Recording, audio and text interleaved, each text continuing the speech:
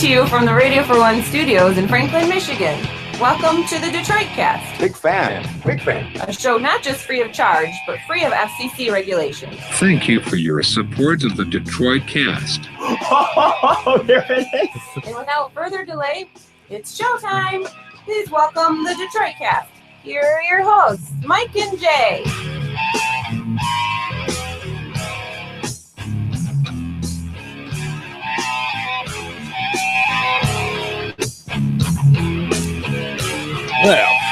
Well, welcome everybody to the Detroit Cast.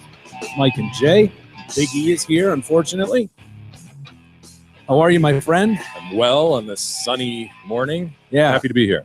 Too bad. What are we getting? 6 inches of snow this week? Yeah, E last night tells me, dude, we're getting like 3 to 5 inches. Dude, I didn't look at anything. I saw someone post it. Why do people? No, It you're goes right. to your I should credibility, though. have You checked into it, but I just looked at the thing and someone's like, "Oh no, more winter coming this week." Why? I don't get. I think this. that might be true up north or out east. They were talking about that It over was the weekend, absolutely whatever. It doesn't matter. I don't get why people, just like I don't get the Onion. I don't get why people would see that I don't to like either. fuck with people or. I don't know. All I know is I went into this week expecting we were getting snow at some point, and so I was talking to Sweet Pie this morning. I'm like, "Ooh, we might have to grab your snow stuff," and she goes, no. "It's going to be snowy again." I go, "Well, let me check." And I looked on. You should have checked I before you went looked to the on- Sweet Pie with this information. I the think Sweet that's Pie on you. called you out. She's like, "Who told you A that?" 6-year-old called you out, E. I go, "It was Eric." She goes, "Oh, he doesn't know." You know what, Sweet Pie? Sweet Your Pie dad should have. knows you, Your dude. dad should have vetted the information. Yeah, before he you brought are you to the partially at Sweet fault for Pie. this one, Jay. I I mean, know. to take that at its word and was go And I to didn't Sweet give Pie with any it. other look into it. I just saw someone posted a thing saying, "Oh no, guys, more snow this week," and I just said, "Oh Jesus." That's all I said. Yeah. Whatever. I don't get anyway. it. I don't get why posting fake stuff to me, but whatever. Welcome to the show, everybody. I've got to go over and take care of Harry, man, as soon as we get done. So how's he doing? Is he getting used to the stairs and everything? Well, Getting he's not acclimated? here, so he's kind of a one Beth doesn't level. have One level. stairs? She does, but he's a one level dog Gotcha. there. You showed me that video of him trying to go down the stairs. That was pretty pathetic. Isn't that pretty? It's kind of sad and hilarious at the same time. He's just like spreading his little back hands. He's like, "No, I can't do it. I can't do it." Poor little guy. Yeah. But he's doing well, though. I guess he's eating better and blah, blah, blah. So we'll keep you updated. Lot to get to today on a Monday morning, I suppose, at the time of recording. The president has landed safely in Cuba. Cuba.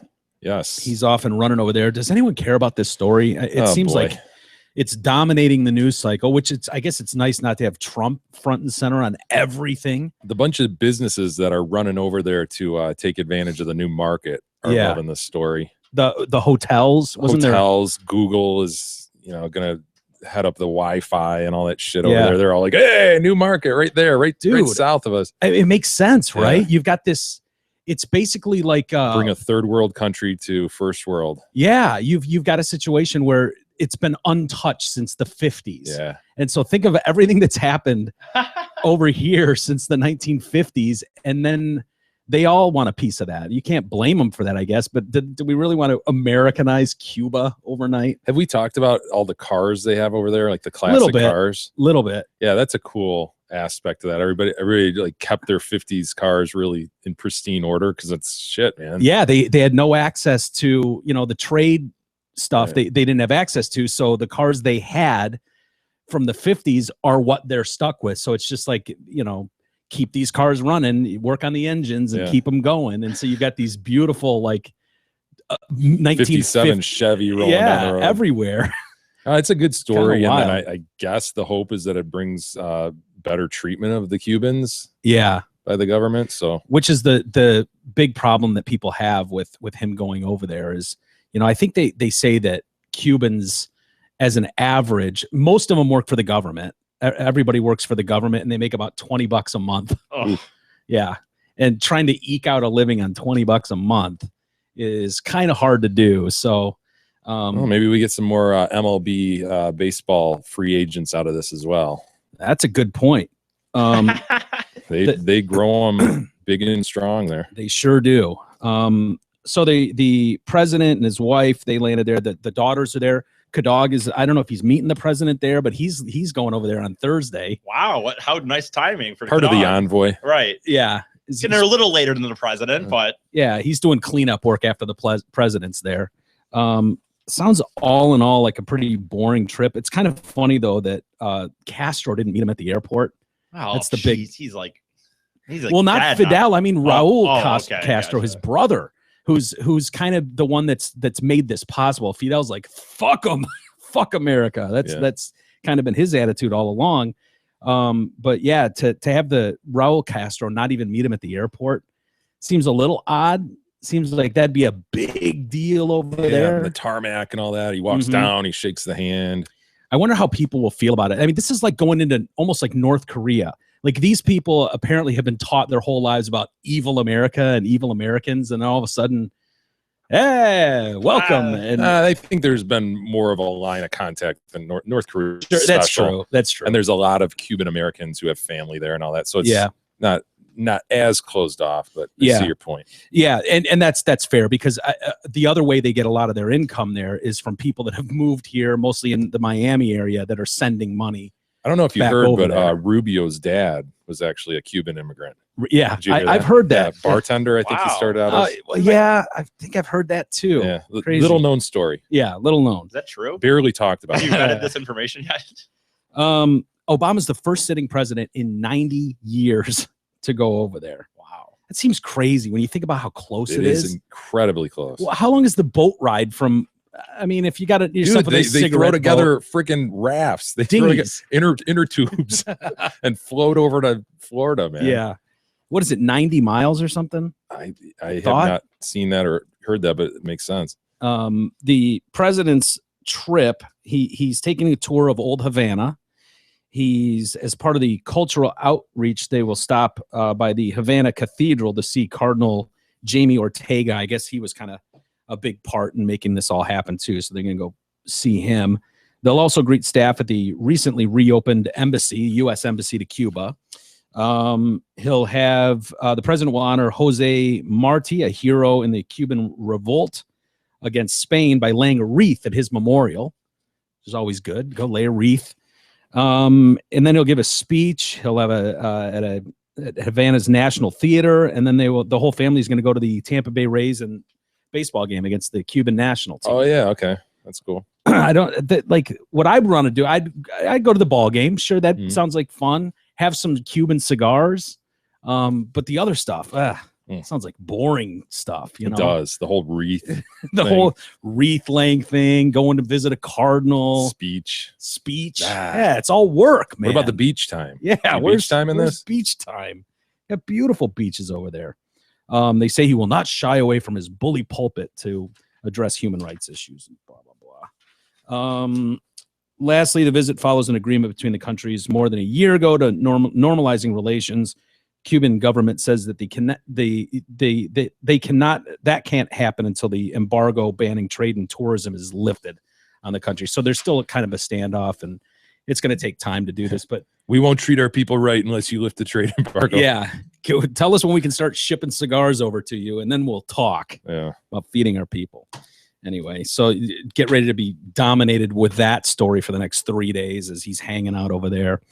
And not to get too far off base with Trump, there's a couple small stories about Trump today, which is funny that I'm seeing that asshole interviewed everywhere with his American flag shirt. The guy that guy was got punched punched, in the face. Oh, I can't stand him already. I've not seen him. How's he come off? He's a douche.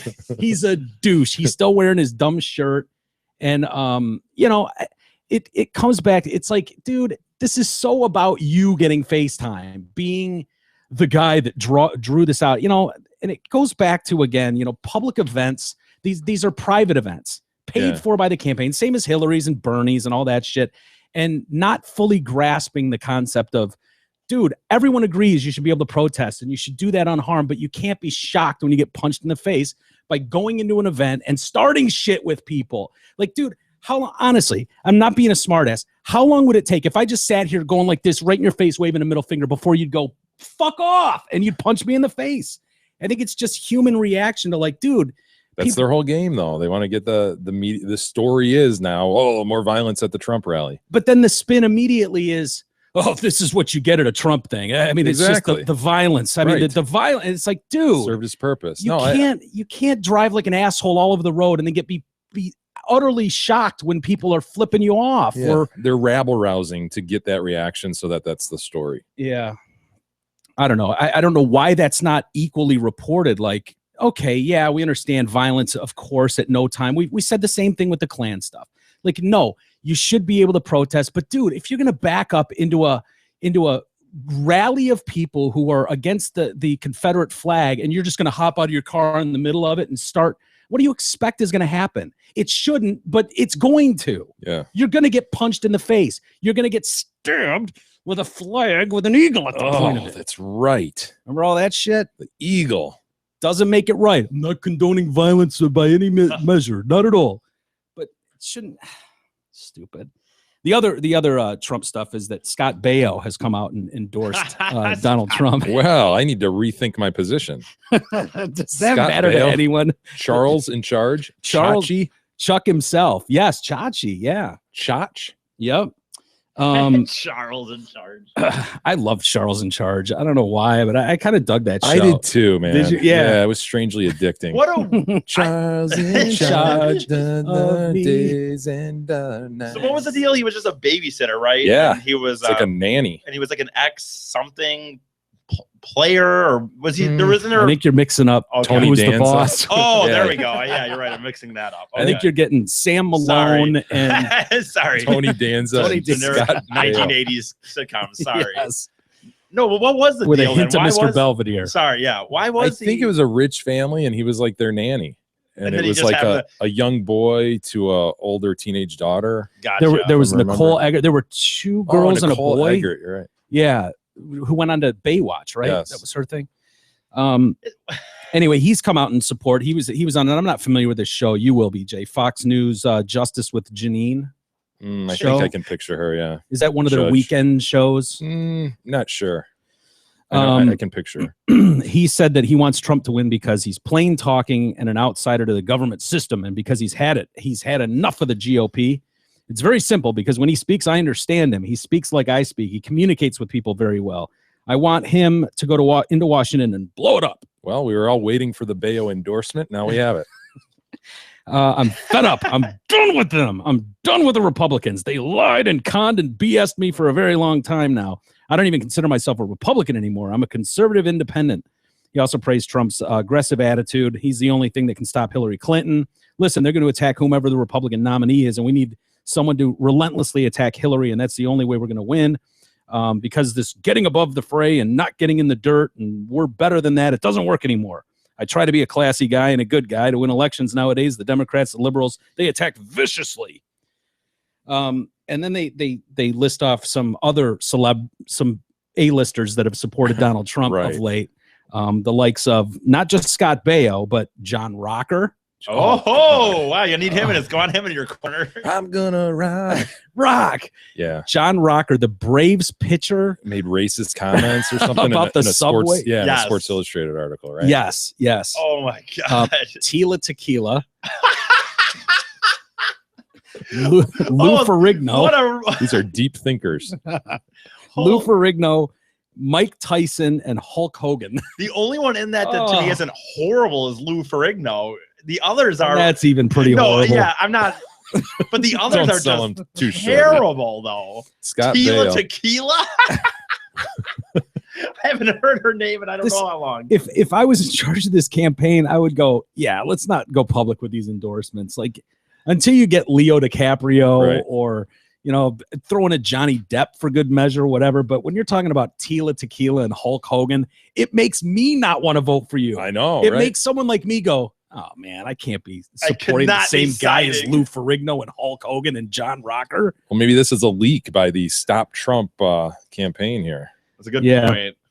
I mean, that's just those should be throwaway names, and it's not Trump's fault that they're publicly coming out and endorsing him. But I look at that list, and honestly, that's what I think is like. I don't want to be grouped into this pile of celebrities. I don't know. Baio was in a Super Bowl ad this year.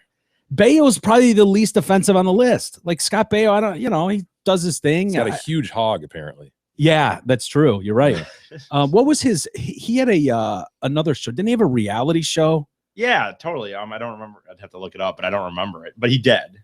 Yeah, that wasn't that he came off okay on. I think if I remember correctly, He did his best work as Chachi. Let's be honest. You think so? You think it was being able to act like he gave a shit about that chick?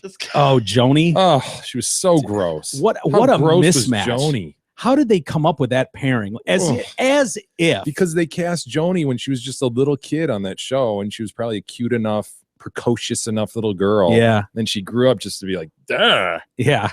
gross. She looked more like Marsha Clark than someone that Yeah. you'd be attracted to. So Chach had to act like he gave a shit about her. Yeah. Give him credit. Yeah. What was his storyline? He was the Fonz's The Fonz's nephew, I think. nephew or cousin or Yeah, maybe cousin. yeah. One of the two. Scott Baio was 45 and single. He That's was right. banging Pam Anderson. Or yeah, Pam Yeah, Anderson he nailed for a while. Pam Anderson for a while. Didn't Pam Anderson She not just- give you a picture once? 7 degrees of Mike's getting shut down. Did you ever ask Scott Baio for a picture? You can literally take any celebrity, and you can, because Pam banged all those people back in the day, so we can probably take any celebrity, be like, well, she banged Pam Anderson, and Pam Anderson turned Mike down for a photo. That's a fun game. It's not a fun game. You're so in so many of Yeah, these name celebrities. anybody. Ed Harris, and then get to Pam Anderson. Your boy Tommy Lee, your boy. I know. Oh, It's- Mike. the only thing tragic about that story is the fact that I didn't want the photo to begin Is with. that the only thing? You You were wearing a fanny pack at the time, too. I understand that. I was also at the Playboy Mansion. That should Wearing a that- fanny pack. because I didn't have pockets in my Maybe that's why she turned you in down my for the photo. costume. I wouldn't put it past it. He's Saw wearing a that- red fanny Saw that pack. fanny pack and said, At the time, it was "Ah, accepted. It was an accepted thing. It's like Maybe it was the sweaty, kind of uncomfortable way that you approach her. Miss Anderson, please. sorry." Could I just ask you for that for a is such photo? bullshit. I did not do that. I simply went up and it was probably she could see the look on my face like, oh, this guy's not a fan. He doesn't actually want a photo. Plus, he's wearing a fanny pack. It played a role. I know. I don't think it did not play a role, my fanny pack. It was simply because I did not have pockets. God damn it. He wore a fanny pack to the Playboy Mansion. That's like me What did ragging you on need you for having a anything for? mullet in high school. no. Yes, it is. Fanny packs were never. Fanny packs were never cool. Yeah, and that was way past fanny pack days, Mike. There are plenty of cool people that wore fanny packs, including the guy that's in your wallet. Who? Doesn't he have a fanny pack in one of those? The lineman for the Packers? Oh, Mandrich? Mandrich. Did he wear a fanny pack? I don't know. I think Mandrich. A lot of those guys wore That's fanny all packs. speculation. That's all E, hearsay. did you We ever don't wear know. a fanny pack? No. No, Jay, My never. dad may you've or never may worn- not have. I don't know, but Oh, I could see your dad doing it Yeah. on these trips out right, east. Oh. right. I don't know that he. He's got his gum in there. Yeah, I don't got know that he keys did, and but I wallet. certainly. I'm trying to remember. I don't remember him, but I feel like he definitely could have. It definitely would have fit the part that we were playing, the East Coast traveler, Ugh. family travels. Well, it's not something I would have worn kicking around town at the time. I think it was But you had strictly for the mansion. I think it was even bought out there for that Do you thing. remember going and purchasing that? I don't. Like, I'm going to need a fanny It pack. might not have even been mine. There's You're nothing. looking around. You're like going store to store. Do you have any red fanny packs? What did other Like, people do? what? How come the other people had the same issue? They needed their ID or their whatever. Yeah, but they were wearing costumes that had pockets. Dude, you had chicks with like painted on costumes. I know. I think I was in charge of holding Amy's stuff too. Oh boy. So I had a big responsibility, and what was I going to do? Couldn't throw it under my hat. Actually, you could have. You were wearing an Uncle Sam hat. Yeah, I Could went have as Uncle Sam. constructed something. Anyway, so yes, I have that in common. Scott Baio and I have both met Pam Anderson. In different ways. Although he did a little more than got rejected for a photo. At least he got the banger. True. Due to construction, Zotford and Holly has run out of room and needs to move some inventory off the lot. Therefore, they have lined up some incredible deals for TDC loyalists. Simply head to I-75 and exit 98. Mention Big E has chronic ball itch, and you will be rewarded with a lease payment of $148 per month on a brand new 16 Ford Fusion SE.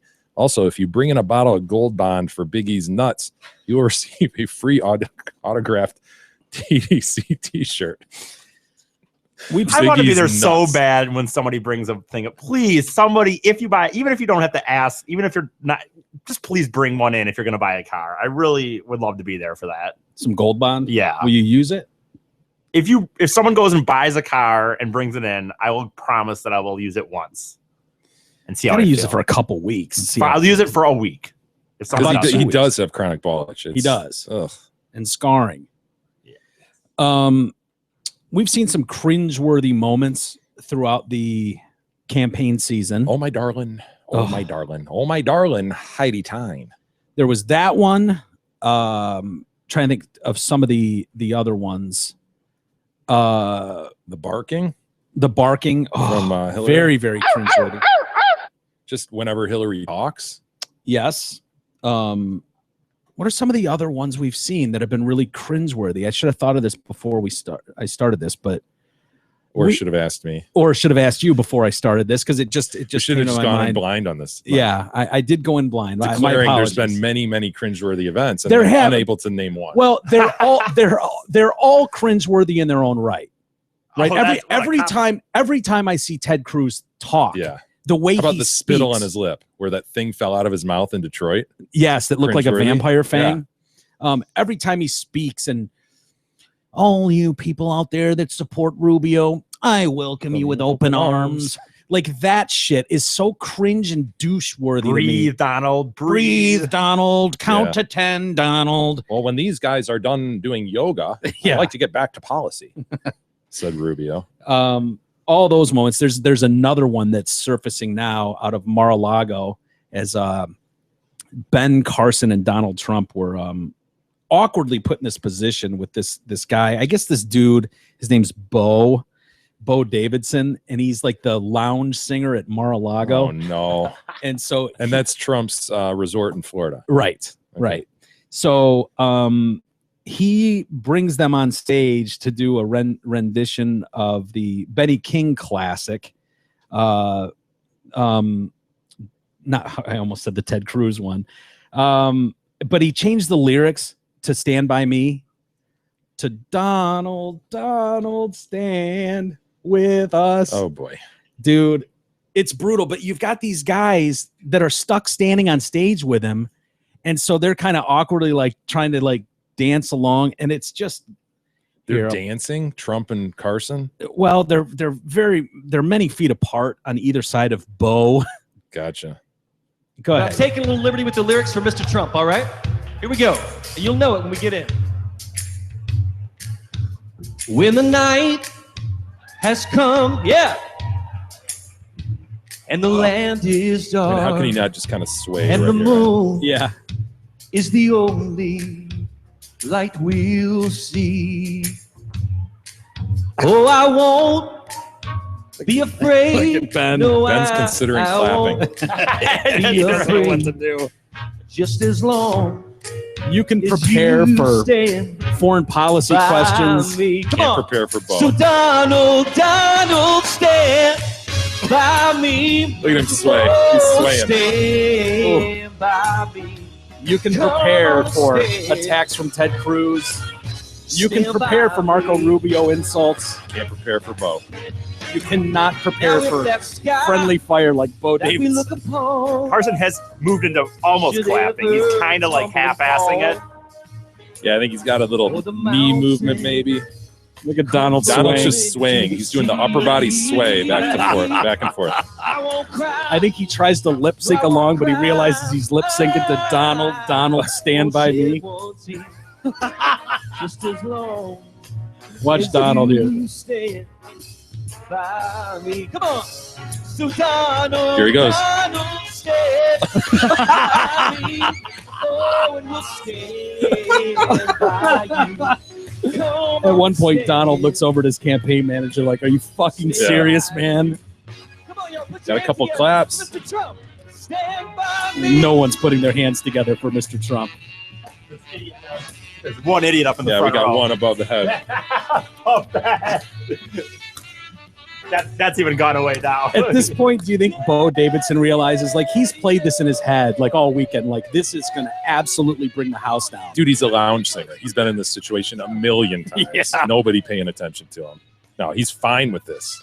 Don't you think though that someone on your campaign would go, "Look, Bo, we love you. You're great for Mar-a-Lago and the 90-year-olds that come here and hang out, and But this is going to be covered live on national TV, and we cannot have our candidates looking like total chumps on stage. Yeah, As the Donald had a word with someone after this, no question. If I was the Donald, maybe I'd saunter back behind that podium. Yeah. You know, just kind of grab the podium. It was apparently captured at the Lincoln Day dinner event that Trump was speaking at with Carson as his special guest.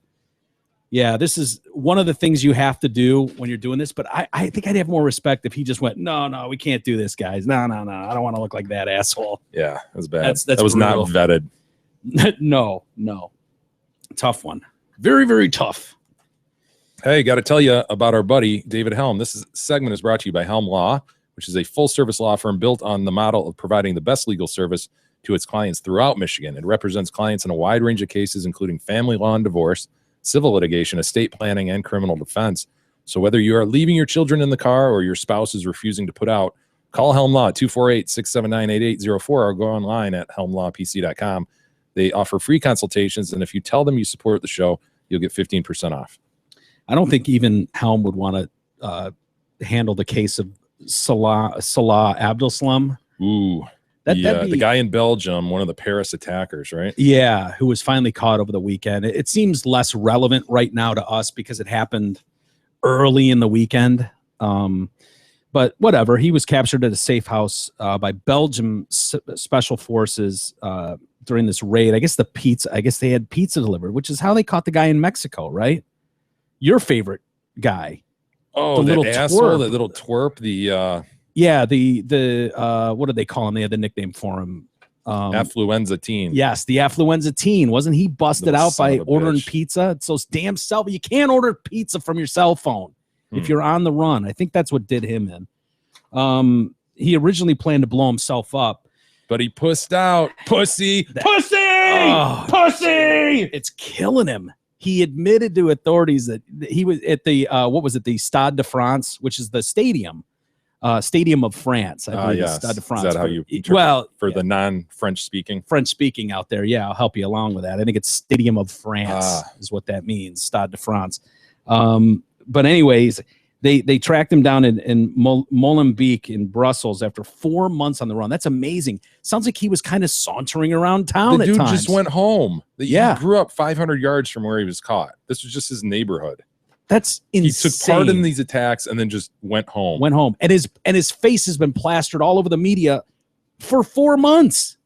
I mean, he's the most wanted man over there. How is that possible? Everybody in the neighborhood's protecting him. Yeah, I'll take them all down. But yeah, it sounds like he was supposed to detonate like his brother did. His brother wasn't a pussy and brother's not detonated a his pussy. bag. He's a pussy! Pussy! You little vagine. You planned this whole thing out. Planned it all out. Rented the hotel rooms, rented the car, drove all the badasses to their little spots to go raise holy hell on people, and then you changed your mind. Pussy! He's a pussy! You're a machine! Sorry. It's the last thing he wants to hear from anybody is Yeah. what a pussy he was. Talk a big game, tough guy. Stinky, smelly pussy. That's all you are. Wouldn't that be awesome if someone really like how that guy called the president of pussy? Like if someone in the media really said that about this dude. Yeah. They're this guy is such a total pussy. It's stunning. Thank God he didn't detonate, by the way. No, But it's saved still fun 40 to people. Yeah, it's still fun to rag on him. The his lawyer, Sven Mary, this little turd you'll see all over the news, bald head dude. He told Belgium's public broadcaster on RTBF on Sunday that part of the press conference given a day earlier by the Paris prosecutor, Francois Mollins, is a violation. It's a fault, and I cannot let it go unchallenged. Oh, Sven. Go get him, Sven. The fact that some of these details are coming out. So apparently there was some backdoor shit going on where it's like, well, he'll talk, but it's got to be under confidentiality or some sort of confidentiality agreement, that this thing that they agreed to. And he didn't want it getting out that he pussed out. Yeah, that he meant to detonate. I think he was trying to go with it's a faulty bag. What was I supposed to do? That's got to be the play, right? Yeah. That's how it just didn't go off. Yeah. Yeah, you I can't. was so ready. You can't say I got in the moment and I went and freaked out and hopped in a cab and went home. Pussy. So yeah, that's the issue that his lawyer is having trouble with. is that this breach of confidentiality. I don't know It's what. kind of a misguided argument. The dude's about to be tried for, murder and terrorism and all this shit, and he's bitching about not having the street cred that he thinks his client should have. Yeah, his plan helped murder 130 people, and hundreds more were injured. So what is the downside? Does he have any sort of argument? I don't know what kind of agreement a prosecutor would make with it sounds like an attorney. It sounds like they were like, hey, just honestly tell us what happened. We won't leak it. Yeah. And so it's probably just a credibility issue on the prosecutor's part now. If they feel they need to go back and try to get more information, the guy might shut down on him. But he's in no different legal position. Yeah, I wouldn't who think. gives a shit if he shuts down? Yeah, well, I mean, I guess you do. And the prosecution might have thought, all right, we got everything out we could out of him. It's pretty quick. I mean, they've only had him a few days, so I think that would be a bit far-fetched, but maybe they think screw what we just promised him. Who cares? The guy, who cares? We know there's no leverage to enforce any sort of promise. Yeah, whatever. We know he folds rather easily under pressure. Right. We know that fold about again. him. And we also know that removing a few fingernails does wonders for stories. I mean, it just does. So who knows what their play will be, but at least he's captured. It sounds like he was planning another attack. Now, what group of guys is going to run with this guy? Yeah. And like, oh yeah, dude, you didn't detonate like you were supposed to. You should be upstairs enjoying your virgins. You first, Abdul Salam or whatever your name is. We promised to hit go as soon as you do, you pussy. Pussy! But it sounds like he had rounded up a new team and was planning a whole nother attack when they all got busted. So yeah. Well, fun remember, one to try, I'm sure, for the lawyers. Remember, if you are a young, attractive female teacher who's eager to brighten her students' future, or if you've been injured at the Fady Manor and are looking to cash in, call Helm Law at 248-679-8804 or go online at helmlawpc.com to set up your free consultation. Tell them you support the Detroit Cast. You'll get 15% off. We've got a few adoption stories. I don't know what's going on in the adoption world, Jay, but it's crazy. Did somebody get the wee witch? No, I can't say what's up with the wee witch. Wee witch. He's not a witch. Well, he is. He's a wee one at that. A little guy. According to his family. Why would I take your word? You're thousands of miles away from the wee witch. How can you possibly just sit here on your pedestal and declare that he's absolutely, unequivocally not a wee witch? How can you possibly do that? That guy didn't even have a can. I do no can. Let alone black magic abilities. Well, he's 20 inches high. Poops. Drinking a can of Red Bull. Poor son of a bitch. He's doing fine. He's in much better spirits. But according to his family, he was a wee witch. Whatever. I'm just saying. This 96-year-old woman.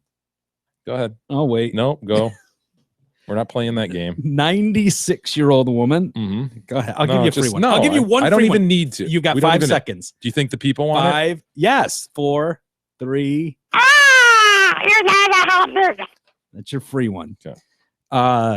She's 96 from Fresno, California. She's become a record breaker after adopting a 30-year-old Cambodian woman you're not a hamburger. as her daughter. Bernice Dyke is her name. Well, Dyke, D-Y-C-K.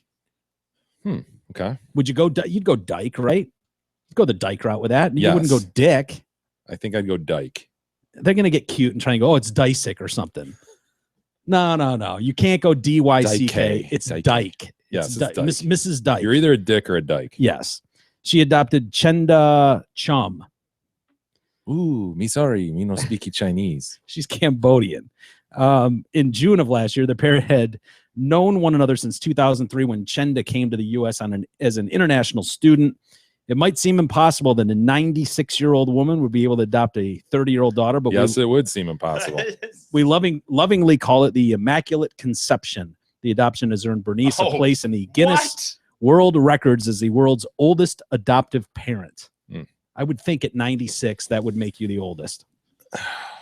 It's unusual. The relationship began with another Dyke, Bernice's son, Rick Dyke, who is now 70. And Mr. Dyke in 2003 used inheritance from his Nana to open up a school that would educate young women in Cambodia.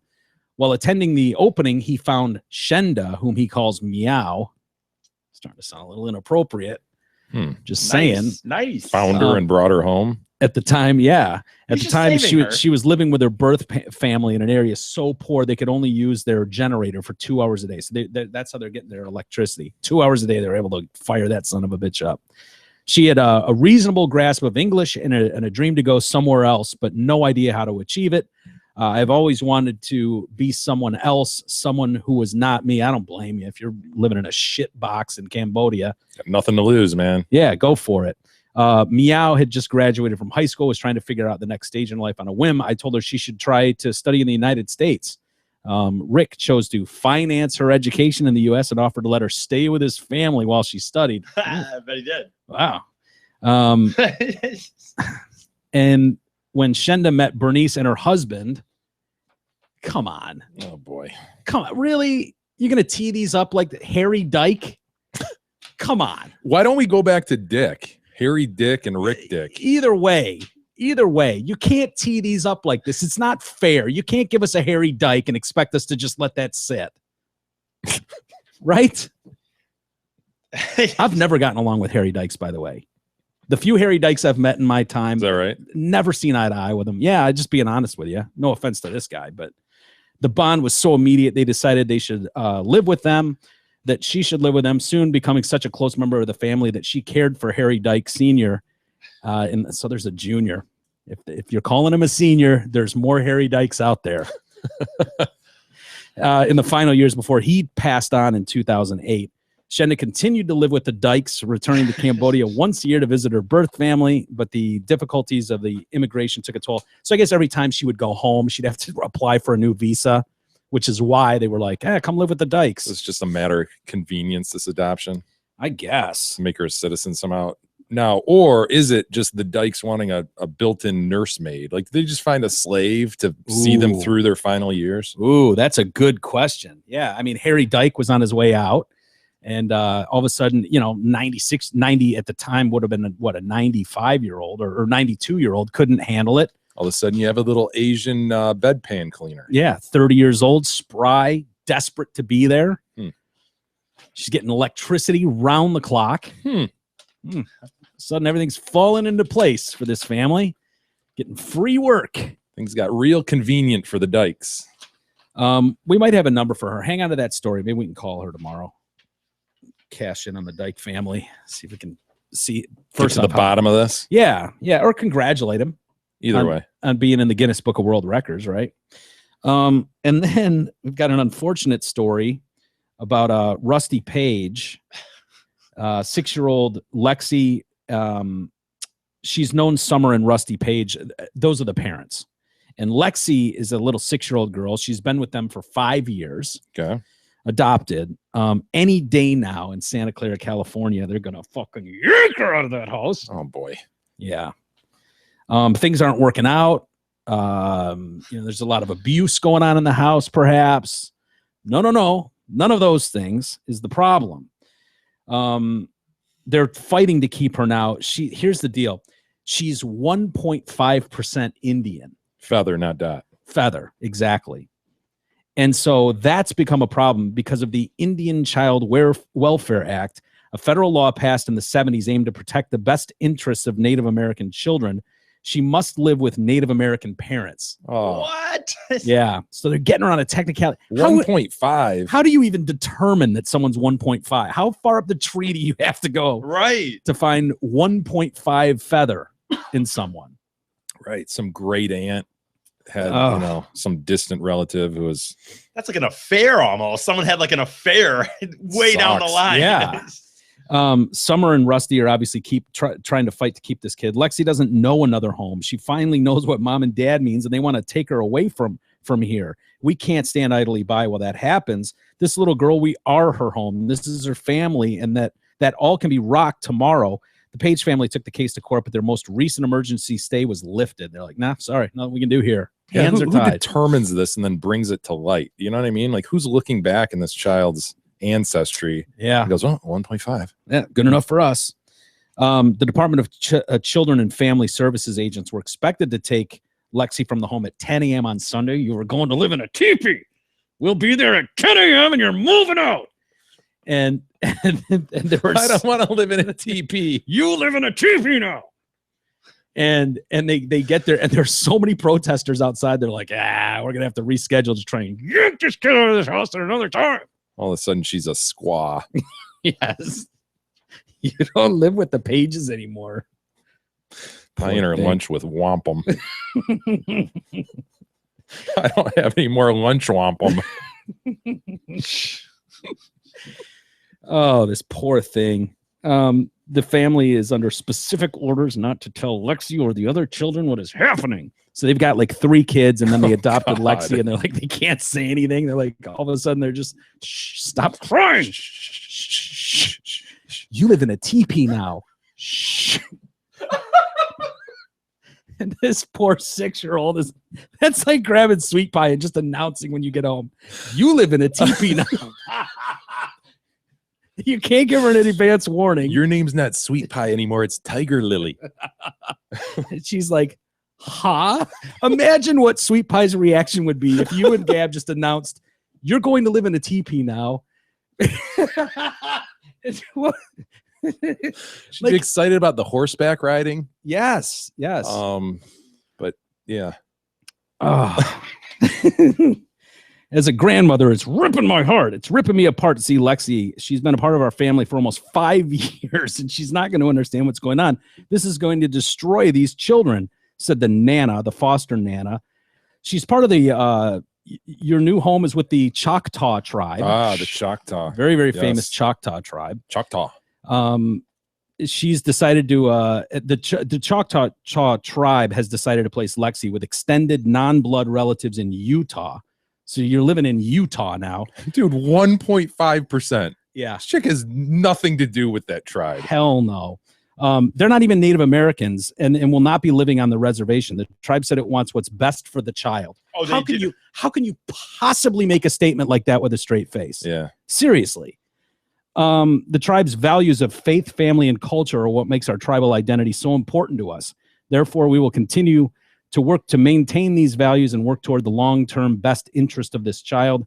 The Pages have not been told when family services will be arriving to take Lexi, but believe the agents want to do that away from the eyes of the media. Well, good luck with that. Right. 20,000 people have signed a petition. That is a brutal story. Can we see if we can find? They're probably not talking. See if we can find that petition. I'll sign that shit. Will you? Yeah. I don't know if it matters. There's a federal, Mike, federal piece of paper that Mike, says no. People are going to speak on this, dude. How do you even like start to assimilate her to the change? You like throw some moccasins on her one day and be like, just wear these from now on. Just start every time she comes home. You're doing crafts at the house and you're making headbands and shit. She's got to make headbands while the other kids get to make macaroni pictures of suns and stuff. And I don't know what you do. They all of a sudden there's a lot of war paint in the house, and she's, I mean, what do you do with a kid like that too? Do you just give her a bow and tell her to make her own arrows? How does that work? You just give her a little pony. You're getting a pony? Is that where that's where I would go. Yeah, Guess start what? with the pony. You're getting a pony. You're gonna love it. And you're living in a teepee. But you're getting a pony. Jeez, dude, I think that's one of those that's going to work out. Like, she's literally just going to end up getting yanked out of this house, dragged away. Oh, that's so sad. Maybe she'll own a casino one day. This could be good news. That's true. The alcohol problem's going to suck, but kinda. It'll be fun for a few years. It'll be fun until it sucks. Yeah. Poor thing. How many more stereotypes for Indians can you spit out there, gentlemen? Anyone? No, nobody's done this. No yet. more crisscross apple. 1 little, 2 little, 3 little crisscross applesauces. No, it's no more crisscross applesauce. She'll learn how to really crisscross applesauces. 7 little, 8 little, 9 little crisscross applesauces. 10 little crisscross applesauces. Boy, I honestly feel bad for her. I really do. Poor Lexi. What are they going to change her name to? Tiger Lily. Tiger Lily. Yeah. So I guess that's I was thinking Running Bear, but whatever. Tiger Lily's it's a good boy's enough. name. Come on. Running Mike. Yeah. I don't know. I mean, the question is, who is her spirit animal? Okay. Then we go from there. Okay. Running Cub. Yeah. And then we've got a kid, and I like this son of a bitch. I like what he's doing here. Teenage boy. He's looking to be adopted. And this is one of those, you see them all the time. Channel 7, I know on the weekends does a lot of these stories where they'll take a kid who's like 15 or 16 and be like, it's kind of like, it's a full grown dog at the pound or something. Yeah, Like nobody wants the grown up kid, right? Yes, Yeah, exactly. Everybody wants a puppy or a kitten Cute or a little baby. He's got so many problems at this point, usually. Well, and I see these kids and I feel really bad for them. You get some 15-year-old trying to get adopted. It's brutal. It sucks. And you see them and it's like, I like basketball and doing math homework. And, and the parents are like, yeah, but in 3 years, I'm going to ask you to get the fuck out of my house. You're 15. What do you want me to do? So this son of a bitch here is in. I think they probably, if they adopt them at that point, would let him hang out longer. We'll understand the college situation maybe, or I don't know. Well, this kid's 15 and he lives in Los Angeles, and he's got an adoption profile on Heart Gallery LA that, along with detailing his favorite school topics and hobbies, specifically reads seeking LGBT family. Well, yeah. The young man is described as bright and active, whose favorite subjects are English and history, as well as loving dancing, bike riding, skateboarding, and reading comic books. His name's Jalen. He's seeking a same-sex couple or other LGBT-headed family, or at the least family sensitive to the needs faced by LGBT youth. Why? Is this just a sweet media play by him? Dude, that's what I was thinking. Like, how do you the game is yourself? Distinguishing yourself. There are thousands of people that need something like to go this route. Good thinking, Jalen. It's brilliant. Dude, the end game is all that matters. You need to get adopted. You want to get out of the social services group and get into a loving family. What gives you the best chance to do that? You need to stand out. Good move. Everybody has history and English as their favorite subjects. Everybody does. Every kid likes reading comic books and riding skateboards. Not every kid loves to dance. That one jumped out at me, but yeah, just wondered. Well, it's not off the reservation though. No offense to Lexi. It's one of those like, it's close enough to a profile of a child, but when you throw in the LG, when you get those people, brilliant. Oh, I love this play. I love it. Now they can't say, they're not legally able to reveal why exactly he's searching for LGBT parents, but he may not be looking much longer. They have gotten no negative responses. They've all been positive. We've had a lot of families inquiring for him, an amazing amount of people. It sounds like he is a homo, though, because they say they won't comment on why. Yeah, legally they can't comment on why. Wink, wink. Yeah. He's a chama. He has a sister as well that any adoptive parents would need to support him maintaining a relationship with. I guess we could let that slide. If you want to say hi to your sister on occasion, write her a letter or something like that. Yeah, we could let you like once a month. You know the address. I mean, you lived there for 15 years. You should know the address to the orphanage. Sure. If you want to send her a card on her birthday, for instance, pay for the stamp. We got this shit. Yes, we'll give you one forever stamp a year, and you can write her your letter. Would that constitute that would fall into the category of opening contact? No, seriously, I like that play. I don't know what his motives are. He's either a homo or he just knows that's his best chance to get adopted. Yeah, it's a nice play. Little bit more coming out on the White Sox Adam LaRoche story. We talked about it on last week and then Drake, yesterday. 14-year-old Drake. Yeah. Yep. Being banned from the clubhouse. Oh yeah. Not wholly banned though. Just father was told, hey, don't bring him every day. How about we cut it in half? Cut it back a little bit. The chairman of the White Sox, Jerry Reinsdorf. Now, is that the owner's son? I thought Jerry was the owner. So did I. Why are they calling him the chairman of the White Sox? Look that up. Jerry Reinsdorf. I thought he owned the White Sox. He has complete faith in his team's front office in the aftermath of the Adam LaRoche dust-up. He released a statement saying that he's met with LaRoche, team execs, and some players. He said he believes in the skills and abilities of the club's leadership group. As with many things in life, much of this was a result of miscommunication and misunderstanding rather than this being a case of anyone not telling the truth. I don't believe there's anyone directly to blame. There were some reports that came out over the weekend. Some players, specifically, I think it was Chris Sale, said, oh, we've been lied to. Like it was one of those he said, she said, like the team was told that management had a problem. Management was told that players had a problem. And so they were kind of all being spun to believe that the other guy was the bad guy. Yeah. But, the stories were that people anonymously went to management, was like, look, can you do something about this? It's getting obnoxious how often this kid is here. Sale doesn't know if other players didn't. He might have asked every one of them, and everybody looked him in the eye. No, it wasn't me. I didn't report anything. Yeah. When in fact, 5 or 6 of them probably did. Right. Which is that so hard to believe? No. Totally. I mean, the fact is, and we talked about it yesterday, when your kids are here, Jay, it's not a big deal. It's very rare that they're here, but when they are, it alters the way people behave. I can't just go, fuck you, Big E. It's frowned upon. That's not how you react in front of a child.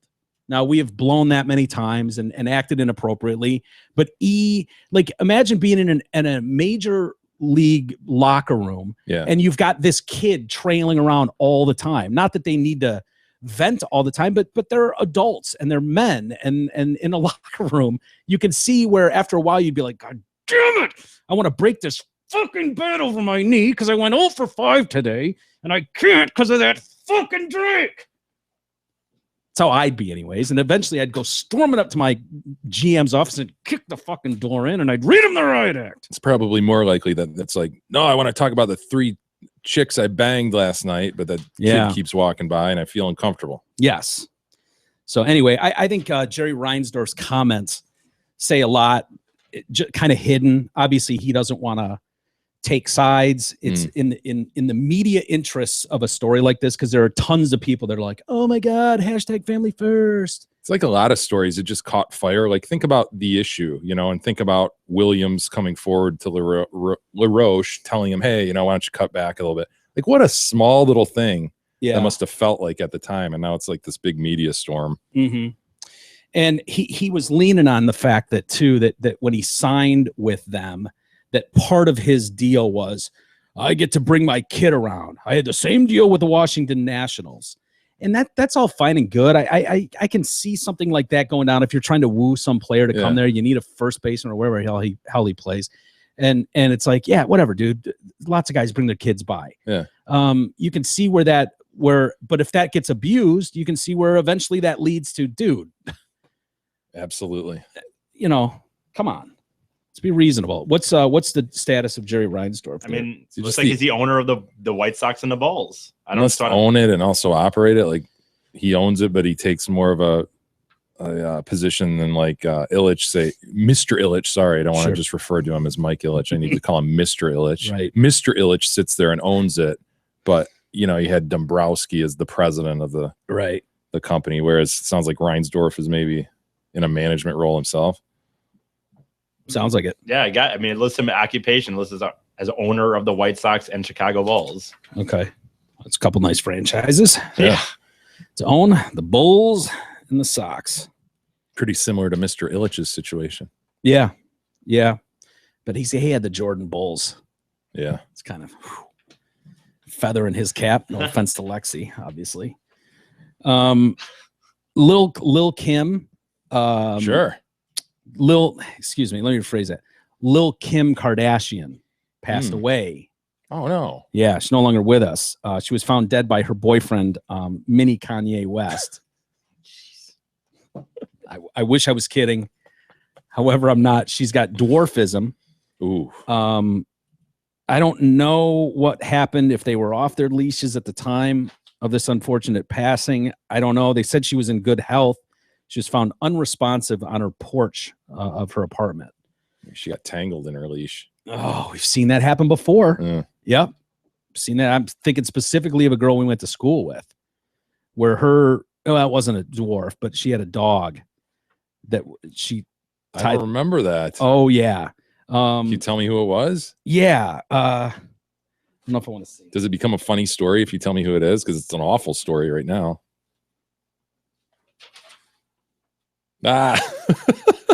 She only had the dog for like a day or two. Oh boy. Yeah. And she had it, and she had like a grill out back, like a standard, barbecue grill. And she tied the leash to one of the legs of it to let this little new guy run around. He was just a little guy. And it ran itself in a circle and choked itself out. And then she came out a few minutes later. Like, oh my God. Freaked the fuck out. Yeah. Terrible, tragic story. Poor little guy. You got to keep an eye on them if you keep them on a leash outside. So this little girl here, or whatever, this little dwarf, she starred as Little People's Kim Kardashian, or midget Kim Kardashian, dwarf Kim Kardashian, at the Breachers Madhouse at MGM in Las Vegas. Today is a sad day at Breachers Madhouse. Family lost one of our founders and original members. She was our shining star. My prayers and love go out to our team and her family and all that shit. She'll be loved and missed by all. Little People are an integral part of the Madhouse Cabaret and are featured in a variety of roles, including performers and servants. There's a picture of her. She even look like? Well, I mean, if you really like squished down her face and just kind of put it in a vice and started to, and then kind of elongated it again and pulled it out. yeah, maybe. you can admit it. There's absolutely no Kim Kardashian in dwarf Kim Kardashian. There's as much Kim Kardashian in mini Kim Kardashian as there is Kanye West in mini Kanye West. Yeah, he's a black dwarf and she's a white dwarf. Right. Yeah. You could have said we're playing Whoopi Goldberg and Sam Malone. You know, pick a black and white couple of throughout history, and you could say that's them. Sam Malone. I couldn't think of his name. Danson. Ted Danson. You referred to him twice today. I know, right? Sam Malone. Wow. Yeah, she looks nothing like Kim Kardashian, right? No. Yeah. Well, the species doesn't lend to that sort of look. Yeah, I would agree with that. Poor thing. So I don't know. I don't know if Kanye went on. I mean, we've seen these things go on fits before. It's very, very hard to keep them trained. And I'm not saying he had anything to do with this, but it wouldn't be the first time. Was it a full moon? Did we have a full moon last weekend? Do we know? I don't remember. Yeah. Possibly. You don't remember looking at the moon and wondering if I was looking at it? No, I don't. Well, I remember looking at the moon, but not whether it with was a full tear, or not. tear trickling down your cheek. I just don't remember if it was full or not. Let's take a quick break. Do you need a coffee? I need a coffee. Yeah, let's do that. Let's get a coffee. I'll give you an update too on the guy that was banging that chick in the Ferris wheel in Vegas. Oh, yeah. Remember that story Yes. from last month? Give me an update on him and much more next.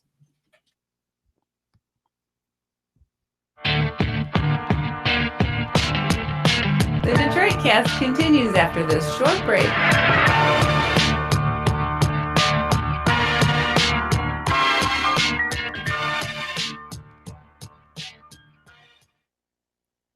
Hey, it's Steve Gabarra from Zott Ford and Holly, the only dealership offering 2 for $252. Right now at Zott Ford, you get 2 brand new 16 Ford F-150 4x4 Super Cabs for just $252 with $1,000 due. That's 2 trucks for just 1 payment of $252. I'll say it again, lease 2 F-150s for just 1 payment of $252 per month. Hurry to Zott Ford and Holly, home of the 2 for $252, because leasing 2 trucks for the price of 1 can't last long.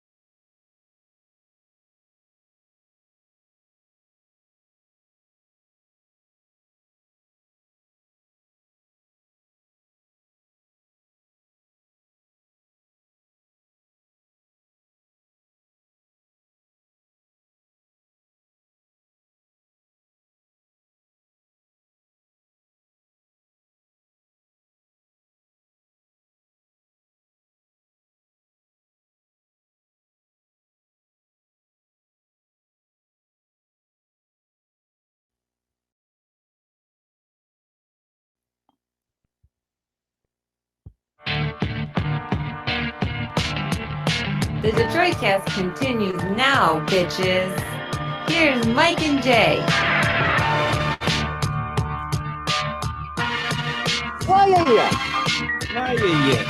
Sorry, I still had that potted down from your obnoxious drop plays earlier. It's more appropriate. Yeah. Welcome back to the show, everybody. Getting acclimated after the weekend. Long weekend coming up sort of next week, right? Easter? Good right Friday. I think most kids probably have school off on Friday. Mine definitely do. Yeah. Easter. You're noticeably more alert today. It's so funny when you get in those, when you start doing the one eye rub thing with the palm. Jay does the palm of the hand of the eye and one eye rub, trying to doesn't, as if he's gonna be scolded by the teacher. Pay attention, Mr. Detroit. I'm just trying to get some sort of focus. I was so tired yesterday. Dude, that is the worst feeling. I felt bad for you. Honestly, in the future, just go, dude, I can't make it today. I have a 6-hour drive and it's too hard to do this, but glad you're feeling better today. And how was that 6-hour drive? Part of the return trip, I was stymied a bit by one of my favorite restaurants. We've talked about the Cracker Barrel. Oh, yes. Well, had a most unfortunate incident. I don't want to talk shit about the Cracker Barrel, Mike, but holy cow. So it's the length of trip where you're Are you going to lay into the barrel? I gotta say this, Mike. It's the length of trip from Dayton home where you're like, you don't really have to stop. You should probably fill up on gas and pee at some point. But we had gotten up early and gone right to the fields and didn't really eat anything other than like breakfast bars and stuff. So it's just you and Russell. Like, Russell, you want to stop? He's like, I don't care. And he saw a sign for the Cracker Barrel. I'm like, Russell, how about some Cracker Barrel? He's like, all right, Dad, let's do Cracker Barrel. So we get off. And you guys are all fans of the barrel. We love the barrel. Yeah. So we head in to grab some checkers or the golf tee game, right, and settle in for hopefully a somewhat quick meal. We sit down and we're greeted by a somewhat robotic waitress. It was odd. She was like, I'm Melissa and I'm here to take your order. We're like, great. We're in a little bit of a hurry. So we ordered right away. We knew what we wanted. Water and X and Y. Yeah. Thank you. I'm Melissa and I will take your order. We're like, okay. Thank you. Weirdo. Yeah. Waitress bot. So she goes off, brings back our waters immediately. And we proceed to play the golf tee game, etc. Yeah. The roaring fire and the natural fireplace. The ambiance is incredible. Is it a fake fire? No, it's a real fire. It's real. There's real wood in there. Yeah, but we're in this weird part of southern Michigan where I think like the Cracker Barrel's a big deal on Sunday, like late afternoon. No, I bet there's yeah. You think that's a stop after church in the morning? Yeah, it was later than that, so it started to fill up with sort of like dinner. Like Sunday dinner, we're going to Cracker Barrel, I guess. Fancy it up, dude. I know. Gotta fancy it up on Sunday night. I know. So Russ and I are just hoping for like our eggs and biscuits to arrive stat, right? And they're not arriving. And so we finish our waters pretty quick. And I'm looking for Melissa, my waitress bot, and see her in the distance. She kind of ignores me. So I grab another one, hey, can we get some more? Oh yeah, I'll be right with you. We just totally got ignored by Melissa and the other chick. And so it comes, we're sitting there for 35 to 40 minutes with nothing. And, I'm a patient guy. Was it really 35 to 40 minutes? Yes, it really was. It wasn't 15 minutes that you're embellishing a bit. No, I swear to God, it was 35 to 40 minutes. And I'm unforgivable. As you know, I'm a very patient person. Oh, sure. Yes, you are. So Russell starts to sense that I'm getting pissed. And he hates when I go shitty on people. Yeah, you realize how similar Russ and I are. So he's just like, maybe we should just go, Dad, because I'm like, Melissa, kind of like yelling across the restaurant. He's like, no, don't worry about it. She'll be here in a second. He knows what's I feel coming. for him. I know exactly where he is mentally. I've been there. He knows what's coming. And so I look at Russ. I'm like, well, what do you propose we do? This is ridiculous, Russ. You cannot just sit here as a consumer and take this. You have to speak out. You have to speak out. He goes, maybe we should just leave. I'm like, I like that, Russ. We should just leave. And so we got up and left, man. Wow. We don't know if our order was ever, we don't know if it was put in. We have no idea. And you just took 35 to 40 minutes. No shit. Like I said, Russell, how long was that? I'm thinking that was 35 minutes. He's like, it might have been more like 40 because I remember when we pulled off the exit, it was this time. Oh my gosh, dude. It was 35 or 40 minutes. Again, I love the barrel. I don't know what happened. It sounds like it. I think this was perhaps an anomaly. I hope. I think what inquiring minds obviously want to know more than anything is how did you do in the golf tee game? Yeah, that's First, really, Well, that was part of my frustration too. I couldn't get past 3. Ooh, you're gonna admit that? Yeah, publicly? I was off my game, man. It was just yesterday. Wow. I was off my game. Wow. I know. I sat there and 3? worked on it. We had 35, 40 minutes to kill, and I couldn't get past 3. Big E can get to 3. several times. 4, like, 4 yeah, and down you're to an 2. ignoramus according to the game. Really? Yeah. Oh, that's tough. So that certainly didn't help. You know, my problem with the barrel is, and I don't mean to slam the barrel at all. I've only been there a couple times, and I don't have this overwhelming sense like, wow, that meal was awesome. Well, that's I not what could it be is, wrong. though. That's not what that place really is, though. What do you Kinda, mean? You're supposed kinda. to get a shitty meal? No, but I'm It's just saying better. it's, It's not better high. breakfast food than like a diner.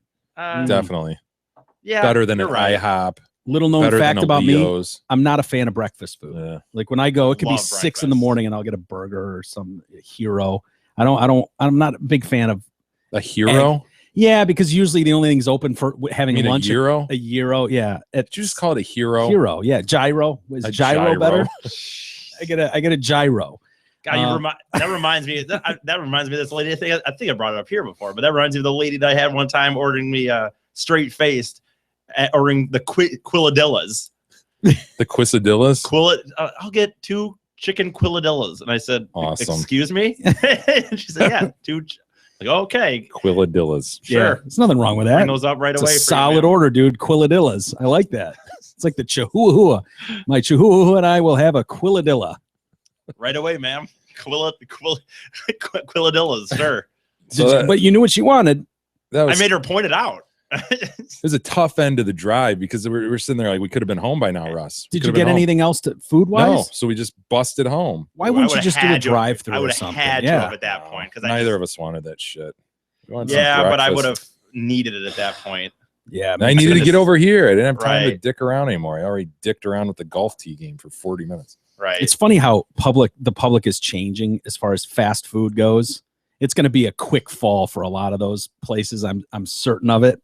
At some point, it's got like smoking, like how bad it is for you. I don't know, dude. You know, I know there's a lot of trash, and well, me included. No, I'm you one of say them, but that, but dude, there's still so many places you drive by in a lunch hour, and there's 10 cars in the line. yeah, but It's but the quickness and the familiarity, I think, that yeah, hooks people in. I was watching. Everybody knows it's shitty for you, but it's just it's so quick. And The funny thing is, I don't think it's becoming as quick, and it's certainly not cheap. Like fast food, you realize more and more to me because I try to not get it, but I still get it decently amount more than I should. But I try not to. But it is not cheap anymore. Like, dude, unless you can get a It's dollar cheap. menu, It's pretty cheap, dude. Not to when you're me, eating dude. meals for $7 or something. you don't. What meal am I getting? Yeah. I'm not full with the value meal. When you just get for $8, it's a burger, fries, and a large drink, which I don't even need the large drink. The drink costs them 10 cents. The reality is most times if I don't get dollar menu stuff, I could easily end up spending $15, $16 and a Taco that's Bell. true. That's true. I've Damn. done For that one too. meal, for one Yeah. meal, honestly, for one meal. Yep. You get 3 No, beef that's chalupa fair. I've done that. supremes, a pizza, a Mexican pizza. Then maybe you get a loader or something, and I can eat that in a meal. I shouldn't do it, but I can. Yeah. I was watching last night as I was falling asleep. I had the TV on and I was watching The Road to the White House, which is a series narrated by Kevin Spacey. And You actually meant to watch. How new is it into it? they've done a few of them, but they replay them. Okay. And they'll just take like old past elections. Like the one I watched last night was on Dukakis. I was listening to that on the way Bush. home. Were you? Yeah.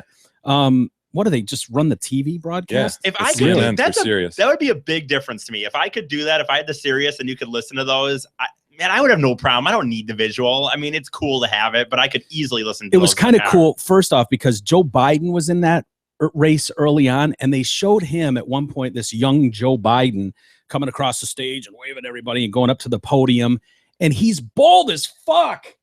I mean, he's bald. Really? He's got this weird kind of comb over, but it's just like this chrome dome thing, and I'm like, Joe Biden doesn't. So what kind of seeding has Something taken happened to place? him, man. There's something where it's like, no, you don't get your hair back after it falls away. After your hair quits on you, it doesn't reapply for the job. You know what I mean? Like when your hair Plugs. gives up, It's gone. So he had something done. I'm telling you. It's pluggery. The other thing that was funny about it, I mean, they focused a lot on the whole Dukakis with the helmet. Yeah, and in the tank. Sterling Heights. Yeah, it was at the tank plant in Sterling Heights. And what a douche he looked like, because they had unearthed new video, recent video they had stumbled upon of George H.W. Bush being, when he was shot down and wartime and rescuing him. He was the youngest pilot ever in the military, I think, and show him pulling him out of the water onto this aircraft carrier. Yeah, so his campaign was running with that. They had this ad that just painted him as the war hero, and so Dukakis's crew was trying to match that. Like, hey, head over this tank thing. Yeah. And they had it's a real manly thing to do. Yeah. Get in the tank, be a man. And they had a forward guy go and go through the process. Okay, what is this all about? I'm going to get in the tank and try it. And he's like, they put the helmet on me, and I knew I looked like a tool, and I knew that he would too. Yeah. And so he's like, I called back. I said, look, you can't do this. He's not going to look good. It's going to be really bad if you let him go through with this. And they're like, nah, Bush has his thing going. We want to put him just on even ground in terms of a guy who could lead the military, go forward with it. Yeah. And then the guy told the story about he was on site when Dukakis rolls out in this Bradley tank, and he's got that stupid tank helmet on. Can you picture it, E? Like, have you ever seen that? There was such a watershed moment in that election cycle where he just looked like such a dork. And you hear the people, the media people just laughing uproariously. Yeah, because he comes around the corner in this tank, and it's just like trucking down. And they're like, ah! Look at that Bruce! Look at him! Look at that douche. He's got his tie on and everything. Sure do. I'm very presidential. Yes. Isn't it? It's almost sad. Careful, E. Careful. God, he looks like sorry. Looks like Marvin the Martian or something. You know, what happened? He's twice almost yanked our stick out in mid-broadcast. Did you mess with the broadcast? I didn't mess with anything. He didn't, but you would have. If you would have tilted that laptop 1 inch either way, it was going to yank that stick That's all out. Speculative. Mm-hmm. Anyway, yeah. What were you saying, Jay? I thought you were. No, just he looks so goofy in that thing. Yeah. And they plastered that thing all over, and everybody just, oh boy, I can't picture this guy leading the military. His campaign, like, the people that were running his campaign were like, as soon as they saw it, they were like, oh fuck, there's no surviving that. I mean, it's kind of sad that something like he could have been superficial. Yeah, he could have been a great leader. Who knows what he would have done? I mean, liberal, but he could have been great for the country. But it's like, nah, he looks like a dick in that helmet. So nah, he's not our guy. So much of it comes down to that, just how they're presented, how they look, how they sound. Yeah, Howard Dean. Mm-hmm. The other thing that was interesting, though, in that is showing those guys on the campaign trail, and you would need to see the video to know what I'm talking about here, but they were like, yeah, we'd go, it was really important in the New Hampshire primaries to be on the ground and shaking hands and kissing babies and going to places. And Bush's campaign guy was like, yeah. Oh, geez. Well, Mike. Yeah. It's kind of a rookie move. Yeah. Take that. Yeah, it's my brother. I'll call him back. I know it came through the iPad too. Yeah, I'm sure it did. We can all look at your phone calls and texts. So he was saying, like, yeah, we would get up and we'd have to do 3 or 4 breakfasts per morning, like all over the state. Like, we'd be in New Hampshire, we'd have to do 4 breakfasts, and every one of them with everybody. Every one of them would be at a different fast food joint. So they were all like, you wouldn't see a president's campaign running into McDonald's. I don't think, anyways. You wouldn't go to McDonald's. They'd go to the little guy shop now, Yeah, the little Harry's diner, donuts or some shit. But back then, it was like, this is America at its finest. We're going to sit down and we're going to have a sausage egg McMuffin. And there's Bush sitting down there just like.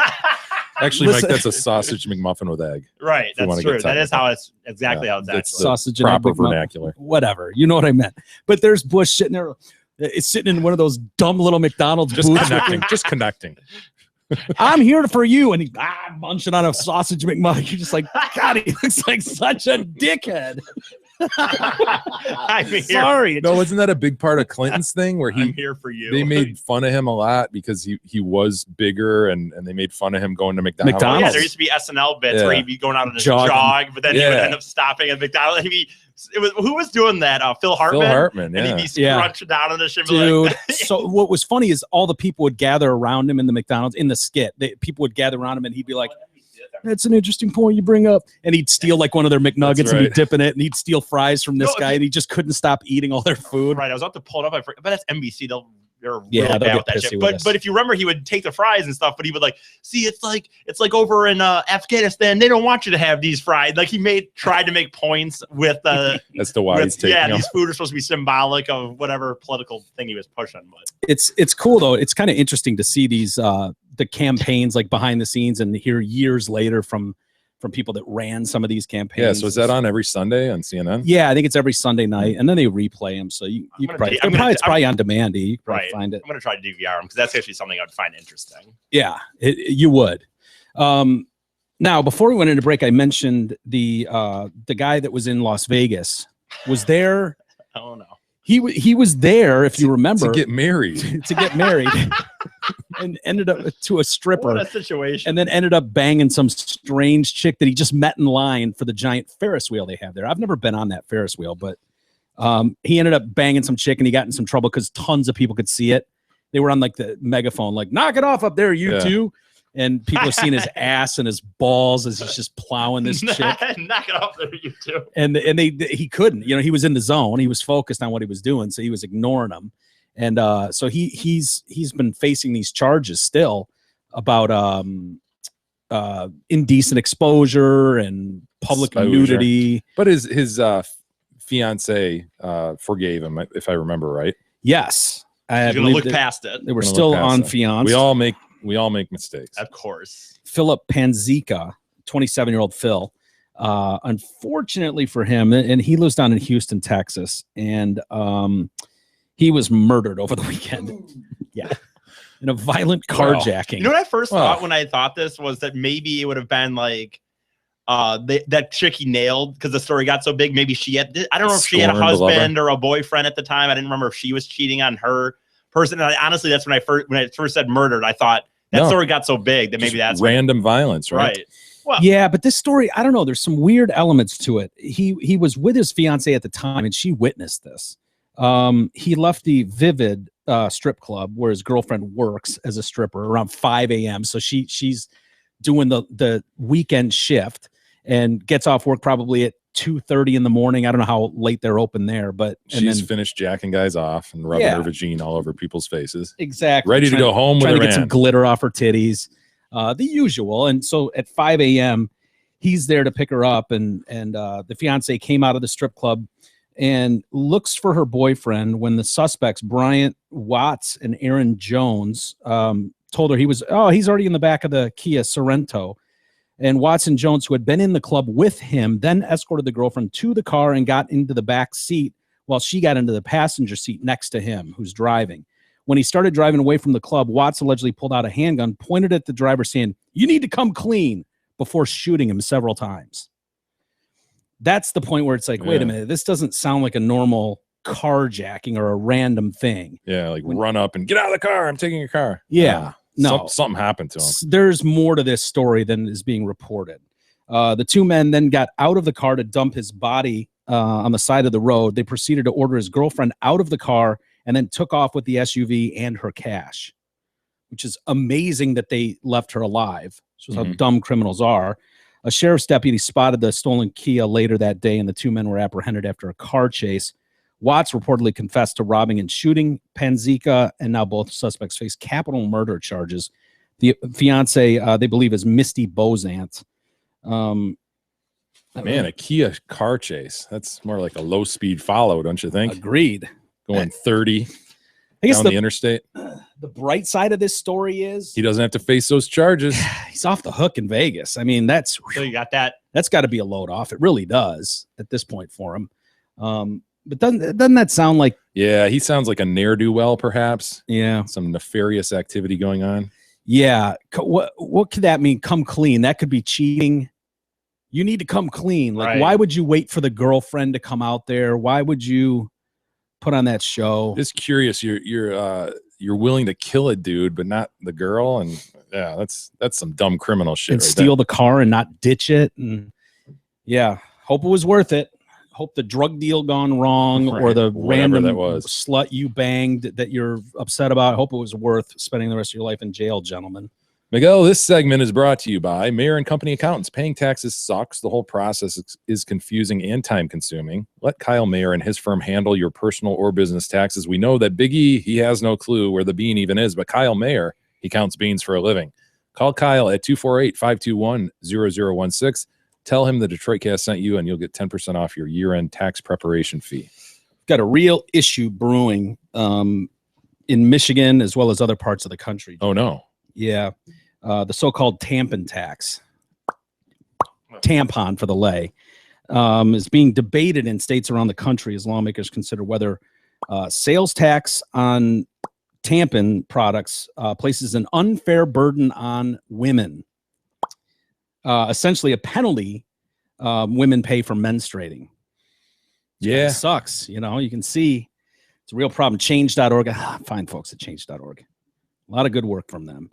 Has started a global online petition to repeal policies in countries around the world that tax sanitary products for women. Sanitary products. They're plugs. They're just yeah, it's a drainage plug. devices. Drainage plug. That's all it is. What about the menstrual cup? Is that taxed as well? Gross. Remember the menstrual cup we learned about? Yeah, it's a cup. Doesn't it gather like? Yeah, I don't know. It gathers cup and you and a just half take of that it out. shit. Yeah, and then you just pour it out. Yep, and then pop that son of a bitch back in. God, it's something. Canada ditched its tampon tax in July, and free bleed protesters. I can't get behind free bleed. I'm sorry. They took to the streets in London, stood outside Parliament in November wearing white pants while menstruating. God damn it! God, these vagines are curious things, aren't they? They are. Who would have thought such beautiful flowers would also at the same time shed the uterine wall? Make such a bloody mess. In New York, 5 women sued the state tax department earlier this month. Here in Michigan, 2 bills have been introduced by State Rep Sarah Roberts. One would eliminate the 6% sales tax on feminine hygiene products. The other would provide free tampons to girls and women in restrooms at public schools and state buildings. I think it's time to stop taxing women for being women. That's what they're doing. Since the dawn of time, women and girls have been menstruating. It's part of what happens biologically with women. So you're admitting there's a difference biologically between men and women. Isn't that a fun? Wow. That's the funniest thing to me. When it fits, I guess it's okay to separate the sexes. That's, I don't know. That's what gets me the most. That they're recognizing men and women are different. Yeah. Just because it doesn't fit any of the other narratives that we're hearing right now. This is a. I don't think anybody has truly denied that men and women are physically different. I think that some people seem to want to. Well, when you're talking about physical strength or mental capacity, I think that's when people take issue. But I think everybody's everybody's in agreement that a vagine is different than a panus. But when you have people saying like, "Oh, I could be a male today, a female tomorrow," but I don't think anybody's really denied menstruation. I know that's true. I think everybody's pretty much been out in the open about that. This is a medically necessary item that women have to have, and it can be expensive. A box of tampons or maxi pads costs about $7 a month. So follow the math here. So 6 cents. Well, and they're not saying that those should be free. But what did we determine? They use like 27 a day, or was that what the NASA engineers thought? Remember they stocked that shit? Yeah, those nerds. Well, she has a vagine. We gotta do something about that. Give her 400. I never even thought about that angle of it. That they were just nerdy dudes. And maybe they've never been laid or something. And that was the whole story. I don't fucking know. That was the whole story. Yeah, they loaded this chick up with like 27 tampons per day. Yeah, it was. She was like outrageous. Idiots. They probably just never had a girlfriend or anything. They're just like, I don't know. So it's about $7 a month for a box of tampons. When you multiply that cost by 12 months a year for about 40 years of a woman's life, it adds up. It certainly does. Have you done the math? I have done the math. So if it's $7 a month, $84 a year. $84 a year over 40 years comes out to a grand total of vagine bleeding. It's going to cost you $3,360. It's a trip to Cancun. It is. It's true. All inclusive. But they're not asking to wipe that cost away. That just comes with having a vagine. Right. The tax on that. So if you multiply that by 6%, that comes out. What are we talking about? Like $300? Well, almost. Don't be ridiculous, Jake. About $200 over 40 years. What are we talking about here? Come on. Like, I'm all for fighting for rights, and they're trying to lean on the, well, women only make 70 cents on the dollar to men. So good you're point. like, okay. It's like, I don't know. Like there seems like a lot of, if that's what we're down to, haggling over 6% sales tax on the cost of tampons. Yeah, if the overall argument is we pay too high a tax is okay, but you're paying $200 over your lifetime more on tampons, not a big deal. Doesn't seem like a big deal, but whatever. What's been off-putting to Roberts is the lack of discourse about this issue among male colleagues. Yeah, dudes don't They don't really want to want talk about it. They just don't. I mean, I don't care what level of income you have. Probably get met with. Wouldn't you say across the board, whether you're the president or a homeless man? Yeah, someone one would say, thing Mr. we can. Obama. Periods. Jesus Christ. Menstrual. Next. Ovum. You can ask the homeless man in the corner all the way up to the president of the free world, and every man is going to go. Everybody shudders. Shoulders go up, and Gross. God damn it! Why did I have to think about that? It's really the one topic we are in 100% agreement on, where it's like, no, whatever you got to do, do it, deal with it. Right. You know, if we need to set I don't up, want to know what goes on in there. Frankly, I don't want to. yeah, know that is one of those fingers in ears, la la la la la. No matter what your race, your creed, reaches over party lines, sexual orientation, religion, none of it matters. The Pope. Go up to the Pope. Hey, Pope, menstrual. He'll give you a big holy. Gross. Just close the door and deal with it. However you got to deal with it. The benefit of being the Pope and celibacy is I don't have to deal with that at all. That's right. But I think, you know, for the women out there that do struggle with coming up with $200 over 40 years, I think we can. I feel for them, and I understand that's a lot. That's a burden that you and I will never have, Jay. We'll never know that. It's not fair to tax them with something like that. So maybe we set up random like drop spots around the country where we've just got drainage spots where if you don't have the funds to come up with that, you can just squat for an hour. You just squat and drain out for an hour. Gross. And then carry on with your day. I mean, we could put laptops in there so you can get some work done, obviously. You give a box of Kleenex so they can wipe it up a little bit Dab after you it. drain out. Toilet paper's fine. Sure. I mean, that's free in most stalls, right? I mean, we could include that. I think that's a fair compromise, though. You know, why tax them like that? You probably have a line down the street of women just wanting to, God damn it, my lunch break's only a half hour. I've got to drain out before I get back to the office. God damn it. Anyway.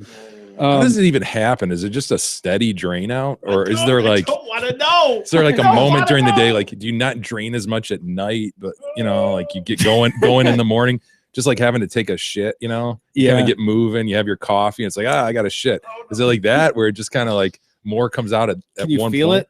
That's why I've always said just clinch until Yeah, you need to get somewhere where you can get over a just- toilet and drain out really quick.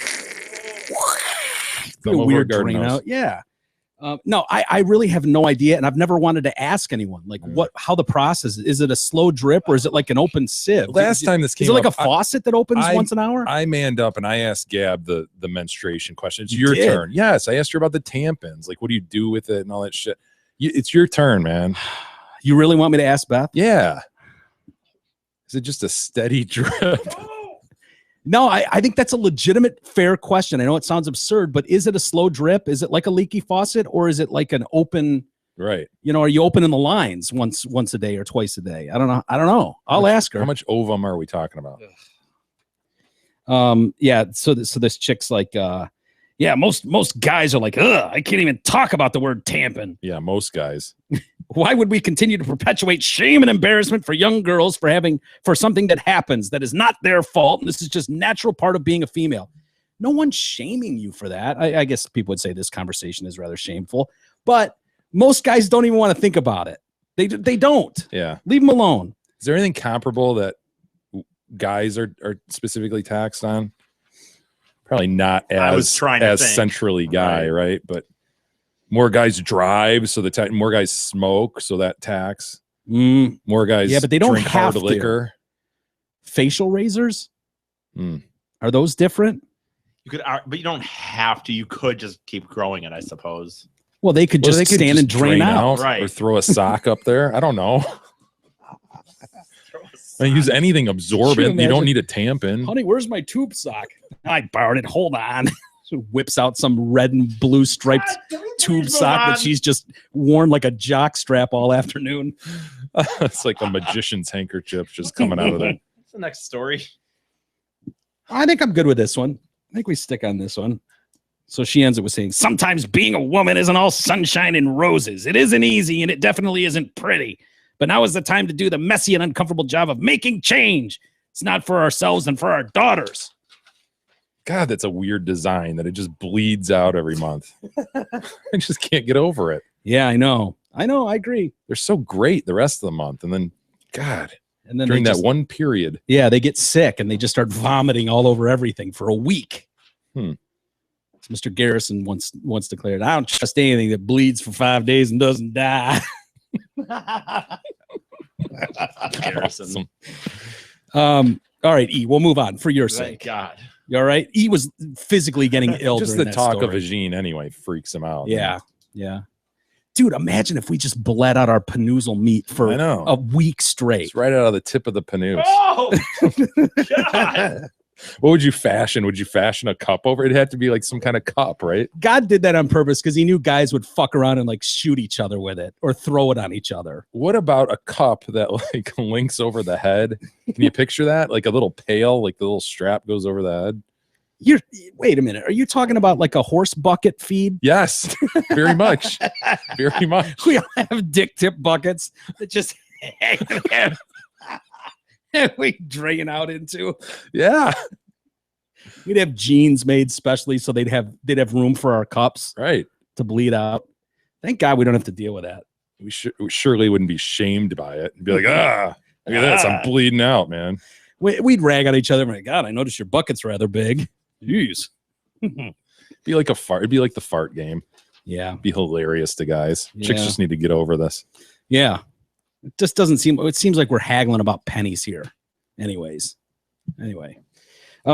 University of Kansas has reinstated one of their professors. And this is kind of a follow up to a story that we did about them a few months back. She used a racial slur in class, and the ruling was she didn't intend to be racist. And Andrea Quinnett is her name. She was a communication studies professor who was put on paid leave in November after using the N-word in response to a question. 8 graduate students filed a discrimination complaint prompting a 4-month investigation. The university's Office of Institutional Opportunity and Access said that she did not violate the school's non-discrimination ethnic harassment policies when she used the N-word. The word is offensive, but it was used in the context of retelling a factual event that occurred on another campus. The discussion occurred on November 12th, the day after a heated campus-wide town hall forum on race. Quinnett's comment was in response to a student's question about how to best talk about the event and racial issues with other students. She responded that as a white woman, it was difficult to relate to others' challenges because she had not experienced racial discrimination herself. Then she noted that unlike on other campuses where there has been visible racist acts and assaults, I've never seen the N-word scrawled on anything at Kansas's campus. So she just simply said it in that context. Everybody, big rabbit ears. She said that. the I'm word. offended. Reporter. Outrage. Gotcha. And exactly. And this, at the time this happened, this is when the whole Yale thing was going on. There were a number of Missouri, there were a number of universities that were all playing this gotcha game. And there were reports of swastikas and the N-word spray painted in one of the bathrooms or something at was it Missouri? So she was Missouri direct. was the poo swastika, right? There was the shit swastika, and I think there was I can't remember exactly, but one of these had it spray painted on a hallway or something. And so she was saying specifically to that story, I've never seen this word spray painted, blah blah blah blah blah. So, anyways, the letter that the thing that was filed by these students. Dr. Quinnett's deployment of racially violent rhetoric not only creates a non-inclusive environment in opposition to one of the University of Kansas's core tenets, but actively destroys the very possibility of realizing those values and goals. Some of these graduate students weren't even in the class, by the way. Wow. That signed this. Jylisa Hampton, a first-year communications grad student who is black, signed the open letter but was not in class. She said the office's conclusion that Quinnett didn't violate policy doesn't mean her comments weren't perceived as racist by those who perceived them. The university recommended that Quinette receive cultural competency training. That's good. Reevaluate the curriculum to include more diversity and pair up with a faculty member. God, how absurd. I know we spent plenty of time talking about these stories over the last year or two, but that's scary to me when some of these little snowflakes can't see the difference between that. It's just my personal thought. It seems like we're in this weird spot right now where we're playing exactly what you said, this gotcha game. Like, look for a way to single someone out for something they said, knowing full well it was not meant like, believe it or not, there's a difference between someone saying, oh yeah, I got a class full of black students, none of them are going to pass, that's a racist comment. You're taking someone by their race and saying they're not good enough because of their skin color to do something. That's a racist statement, and we all agree that would be deplorable in a setting like that or anywhere. Right. But to bring up a factual thing like this happened at this campus, we're having a discussion about it. You can't then take that moment, isolate a word, and go, "She used it, get her," and try to lynch someone for it. Ruin their career, ruin their reputation. You said lynch in the context of a black story. Wow. You son of a bitch! I'm out of here. Oh, God. He's had enough. This offensive, hostile environment. I will be filing a formal complaint with HR and expect you to be. Now you guys want to string me up and hang me for this. I don't understand it. No, it's just so over the top. And again, I feel like a broken record, but it feels like that accusation should be reserved for the most appropriate times when it fits. Yeah, but youth doesn't know that. They just know that this is the game now. And yeah. So they're all in this game. And, I heard it. Yep. Offensive. She said that. But we're getting to a place where even though these school administrators are not stupid, they understand how obnoxious this is, but the perception that you're not doing enough is a guilty sentence. Like, it's happened. We've seen esteemed professors blown out of positions they probably worked a lifetime for because they didn't react harshly enough. That Missouri one was so over the line, in my opinion, the way that all unfolded. I don't remember the facts of that, but I do remember him ignoring it for a while was the big issue, right? Well, he was trying to jump in his car and take off. That's where the came from. They're just coming over the football game. Yeah. I don't see nothing. Yeah, well, that one, it was like it was hard to see what exactly you expected him to do, because that was Form one where a committee, make findings, release the findings. He didn't do that fast enough, but it seems like there would be real, like, some guy driving by in a pickup truck going, Edward, like, you don't know that they're students. They could just be any asshole in the general public, and you can't hold the I think people could drive responsible for people that. could drive down Grand River and probably yell that out, and there might not be state students, right? Like, right. There's regular roads on campus, I think. I'm not sure. Or the poo swastika you mentioned. That was not even proven. That there's no photo evidence of, which I find, and anyone should find, a little bit suspect when it's like everything that's done today is photographed. Oh, who wouldn't take a picture of a poo swastika? Dude. That's remarkable. Yes. I'd take a photo of that. If I'd nothing take else, just multiple photos of it. The fact that they turned poo into something. Exactly. Yeah. There's poo on that wall. Click. And then someone left some cotton balls outside the one of the black dorms. It sounded like a field. That You always dismiss this one. I don't like that one. I don't like that. Yeah. No, you're right. I don't like that one either. It's a bag of cotton ball. Wow. But when you, but I it's- understand your point. Like, what is the president supposed to do? And clearly the move now is you got to form a committee. You got to get on top of it. But it just feeds itself. It feeds the game, and then the students know they can get reaction like that, and they expect it. And I just wish there was more of a push to to let people know the difference between real racism and real insensitivity, and not just try to find ways to be insulted or offended by everything. Like, that's the part where I think you're failing your students by not explaining the difference. Just because someone who's a different color than you uses a word, especially a teacher, when they're describing, you can't whitewash history. It is what it is. I said whitewashy. This is just this is outrageous. Written up 3 times in one episode. Son of a bitch. Damn it. You can't just erase history. You shouldn't want to erase history. It's a Confederate flag thing, man. Yeah. So it is what it is. But they reinstated her, though. They said, look, exactly kind of what we're saying here is it's kind of bullshit. And then you guys wanted me to watch that Matrix movie. Yeah. Like crazy. You guys were all. I wasn't like it was the greatest movie ever, but I thought it was a. Oh no! I thought it was a groundbreaking enough point in cinematic history that you should see The Matrix. I don't even remember. If you're you. I'm not saying everybody needs, but you know, you're a moviegoer. You like pop culture shit. You should see The Matrix. I heard about this a couple of weeks ago and I forgot about it actually, but Beth reminded me over the weekend. She's reading a People magazine or something. They had a story about it, but the guys that made the Matrix trilogy, the Wachowski brothers, well, they're the Wachowski sisters now. Yeah, it's crazy. The second Wachowski sibling has come out as a tranny, as a woman now.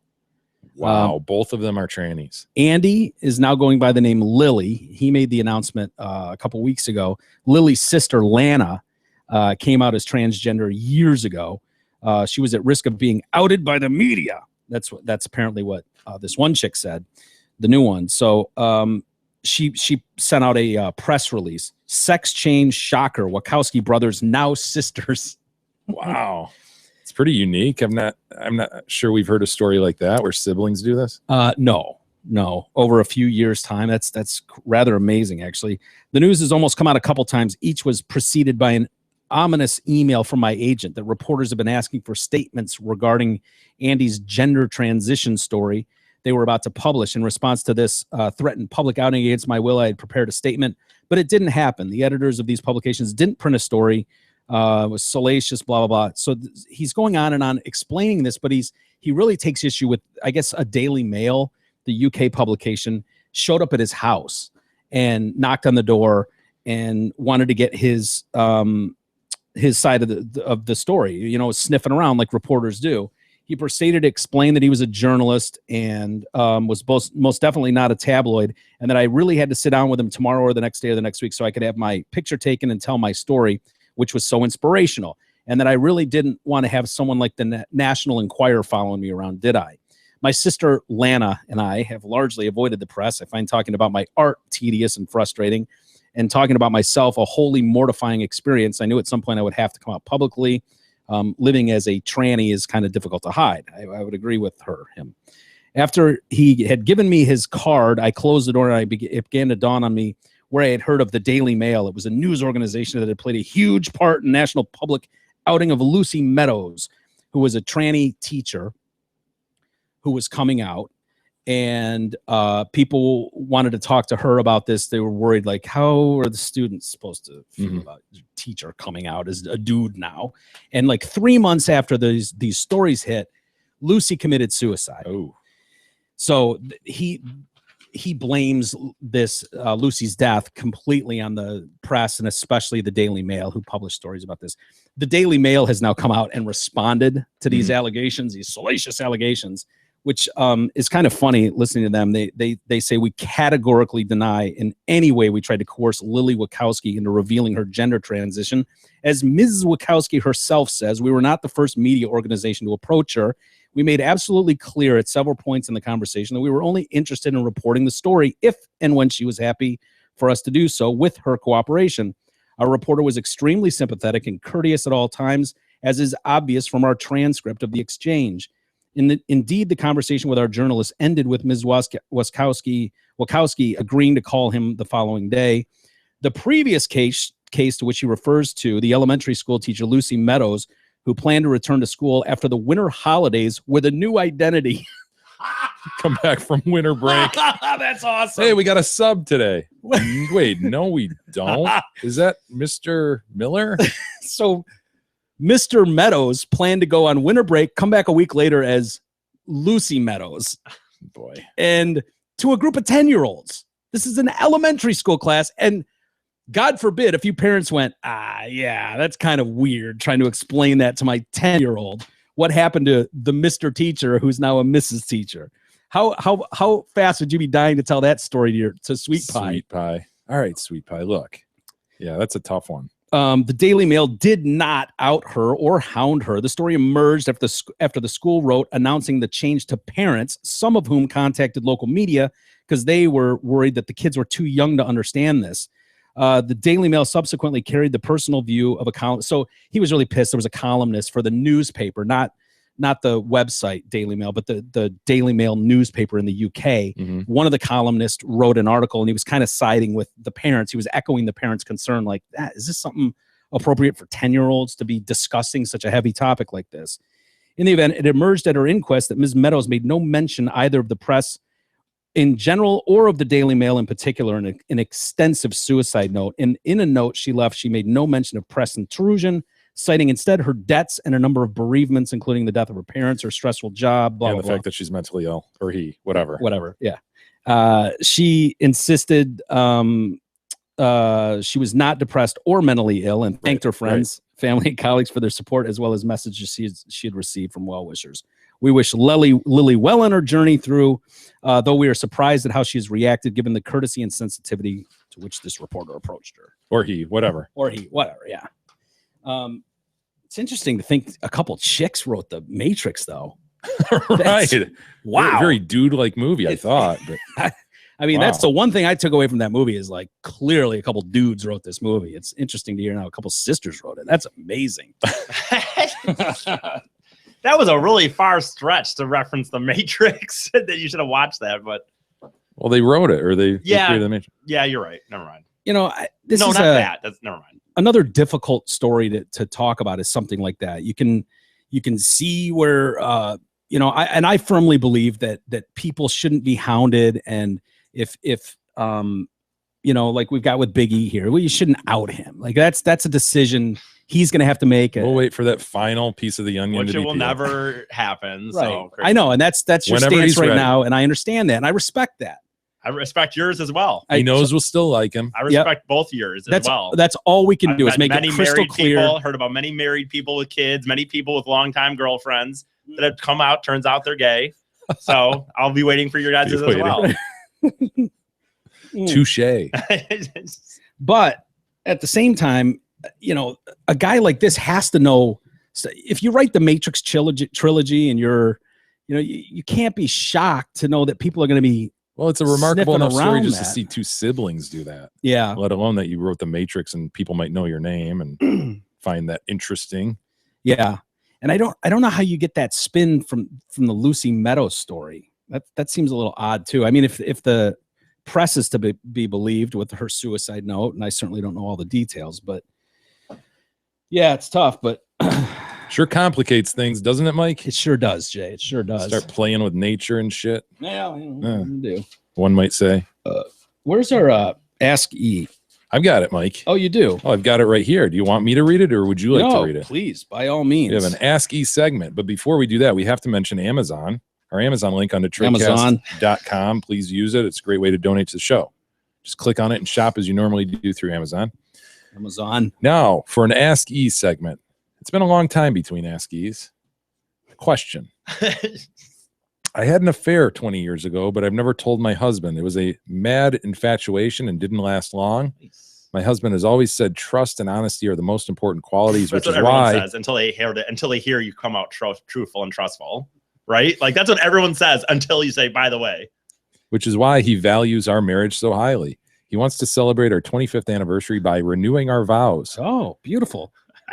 Gorgeous. Wonderful. Put that on Facebook. Everyone will love it. I feel so guilty. I've started to avoid having sex, and I don't know if I can go through with the ceremony because I broke my vows. Should I tell him about the affair? What? Simple Jesus. questioning. No. No. It was 20 years ago. What?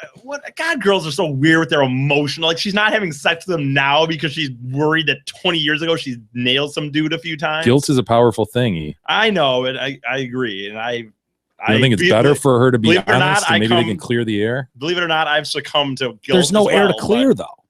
He doesn't know. What he doesn't know won't kill him, right? Right. But it's eating worse. her up. Ignorance is bliss. No. Exactly. She's put herself into this prison. I She agree needs with to what Mike's deal with about it. to say. Mike's about to say something that I think I'm going to agree with. Well, what else is new? Yeah. No, this is on. Huh? No, she's making it a me thing, right? Yeah, you did this to yourself, and you're gonna have to squash that guilt down like a man. squash that shit down and fucking deal with it. Why ruin his day? Yeah, More she's none the importantly, when you wiser. she wants it off of her Right. shoulders. That's what I Yes. always think. Honestly, a lot of times, I definitely understand times when you want it, like if you're having a session, maybe you go through some sort of therapy and you blah, blah, blah. But I think stories like she's describing, I usually tend to think that it's more just you're sick of dealing with the guilt. So now you want to make sure that other people have to acknowledge it and he Get has forgiveness to, right. from her. He must, because what does she Or expect? forgiveness from him, yeah. Right. More importantly, by the way, what does she look like? That's really what I really It's a was. great question. I mean, It's a honestly, fair how do I? question. if it will she's some- probably tell us how he reacts. Right. If she's still keeping it nice and toned, going to yoga a few days a week, probably going to be okay with it. If she's packed on a few pounds, he's kind of already. No, I think it's bullshit to lay it in his lap. He's just kind of sauntering through life, trying to doesn't figure know out what why happened. he's not getting a piece of ass anymore. Right. And she's saddled with this. And while it sounds like a good thing to be able to go, honey, 20 years ago, I took a vicious deep dicking from some guy. And then him go, oh, it's okay. That was Yeah, a 'cause long that's what time she ago. wants. What she And then her go, oh, thank Now God. I can suck your dick again. Finally. Yeah. Woo! It's good to get that All off right, my now chest. take Right. me. Now, all he's going to have in his head is the vicious deep dicking he took 20 years ago that she took. And he's going to sit, Just- and in his mind, he will either justify if he were to stray a little bit. But it's Yeah, you're on opening you. doors that don't need to be open. Right. This is on you. Just start. Yeah. No, leave it alone. Yeah. Tell your girlfriends over some cocktails. one Dogs day. lie or something, you know? Let sleeping dogs Yeah, lie. there Is that we where go. you're going with that? Yeah. Dogs lie. Yeah. Let those things where they are. How would you react? For real, Jay? though, You I'm feel being like very you serious. Being very serious. Like this is interesting. that is This a good point. funny. If Gab came Shut to you up. right now, because Jay's in a position where he's actually married. Like it's Right. easy for Ian and I to go, well, whatever. Fuck that shit. I wouldn't say a word. that's a great point. Jay actually has the visual in his It head could of happen. how did Gab take a deep dick at 20 years ago? She was a 20-year-old. It could Fuck. happen, right? How would I react? It becomes very real. It's in a vacuum for Jay. Ooh. You don't want to know. I'm telling you right now. You don't want to know. You don't. You don't. You're going through life. Everything's cool. Perfect. She's an angel. Perfect on every level to you. Whatever. Yeah. Leave it's it. up to her to deal with. Yeah. Like, guilt. You deal. Put Tell that your on me. girlfriends. Don't put Tell that your on me. girlfriends. Leave me out of it. Right. Get your wine and tell your damn girlfriend. Your damn book club. Yeah, your book club, quote unquote. And Your Spill book it. paren wine club. right. I think you need to eat that shit personally and don't share it with anybody. I Yeah. agree. Because Not I don't even like the the girls. idea of the cackling hen crew all knowing and looking at me like, Dude, that's that's one thing I'm really thankful for is Gab doesn't spill to a bunch of girlfriends on shit. She yeah, just doesn't have neither this- does Beth. Yeah, that would be so annoying if there were these close 3 or 4 girls who They just and they kind of look, hi Jay, you know, they won't- I know something you don't know. Like, Mhm. ugh, right. And they that'd be want, so annoying. and the same girls, by the way, that would get pissed if their dog of a boyfriend cheated on them or something. You know, they would, my Lord, the heaven that would come down, the hell that would come down on that. But you're right. They'll be okay with knowing that their girlfriend has had a few maybe whatever. Indiscretions. Yeah. Yeah, I don't like the whole girl thing. I'm glad guys don't talk like that shit. Yeah, I agree. Stupid. Hey, Well, I've Was given that- my are answer. we all on the same page there with the Ask E segment? I think I think so. partially. Jay struggled with it a little bit, but I think he came around. Yeah. Hmm. Yeah. Hey, got to mention the sponsor tab on our website. I think I mentioned it a couple days ago, but I get a lot of requests from people. Hey, remind me what Kyle Mayer's number is, or remind me Yeah. what Lebo's number is, or something. It's all there on the website now, DetroitCast.com. Go to the Help the Show tab, and there you'll see sponsor contacts. So you'll be able to get information from Zott Ford or Krista Jelski or whoever it may be. Yep. That you're looking for. Any of our fine sponsors. Then lastly, I'm not sure I thanked the listener who sent us the Merkins several months ago. Did I do that? No. Yeah, somebody sent us some pubic wigs, so thank you. Oh, for good. That. That was Good. nice. Have you tried them on? I haven't seen them around. Not tried them on. I have them over here, so I thought of them today, but thank you. Very nice. Yeah. Thank you, folks. There's a lot of people that send us stuff. They send us books, Merkins. It seems like what is that? A retro Merkin? Is that a 70s Merkin? It's pretty bushy.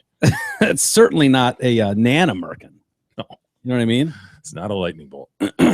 Anyway, why don't we call it a day there? We'll save what email we have. for Yeah, tomorrow. let's How save that about for tomorrow. Send us some more email too. We love hearing from people that listen to this show. Tweet us, retweet us, Yep. spread the word, my friends. Follow us at J Detroitcast, at Walters Radio, and at Big E Detroit Cast.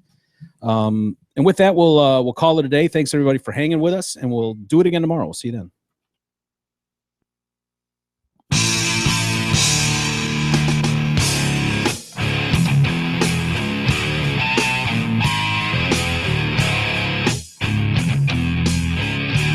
You've been listening to the Detroit Cast with your hosts, Mike and Jay.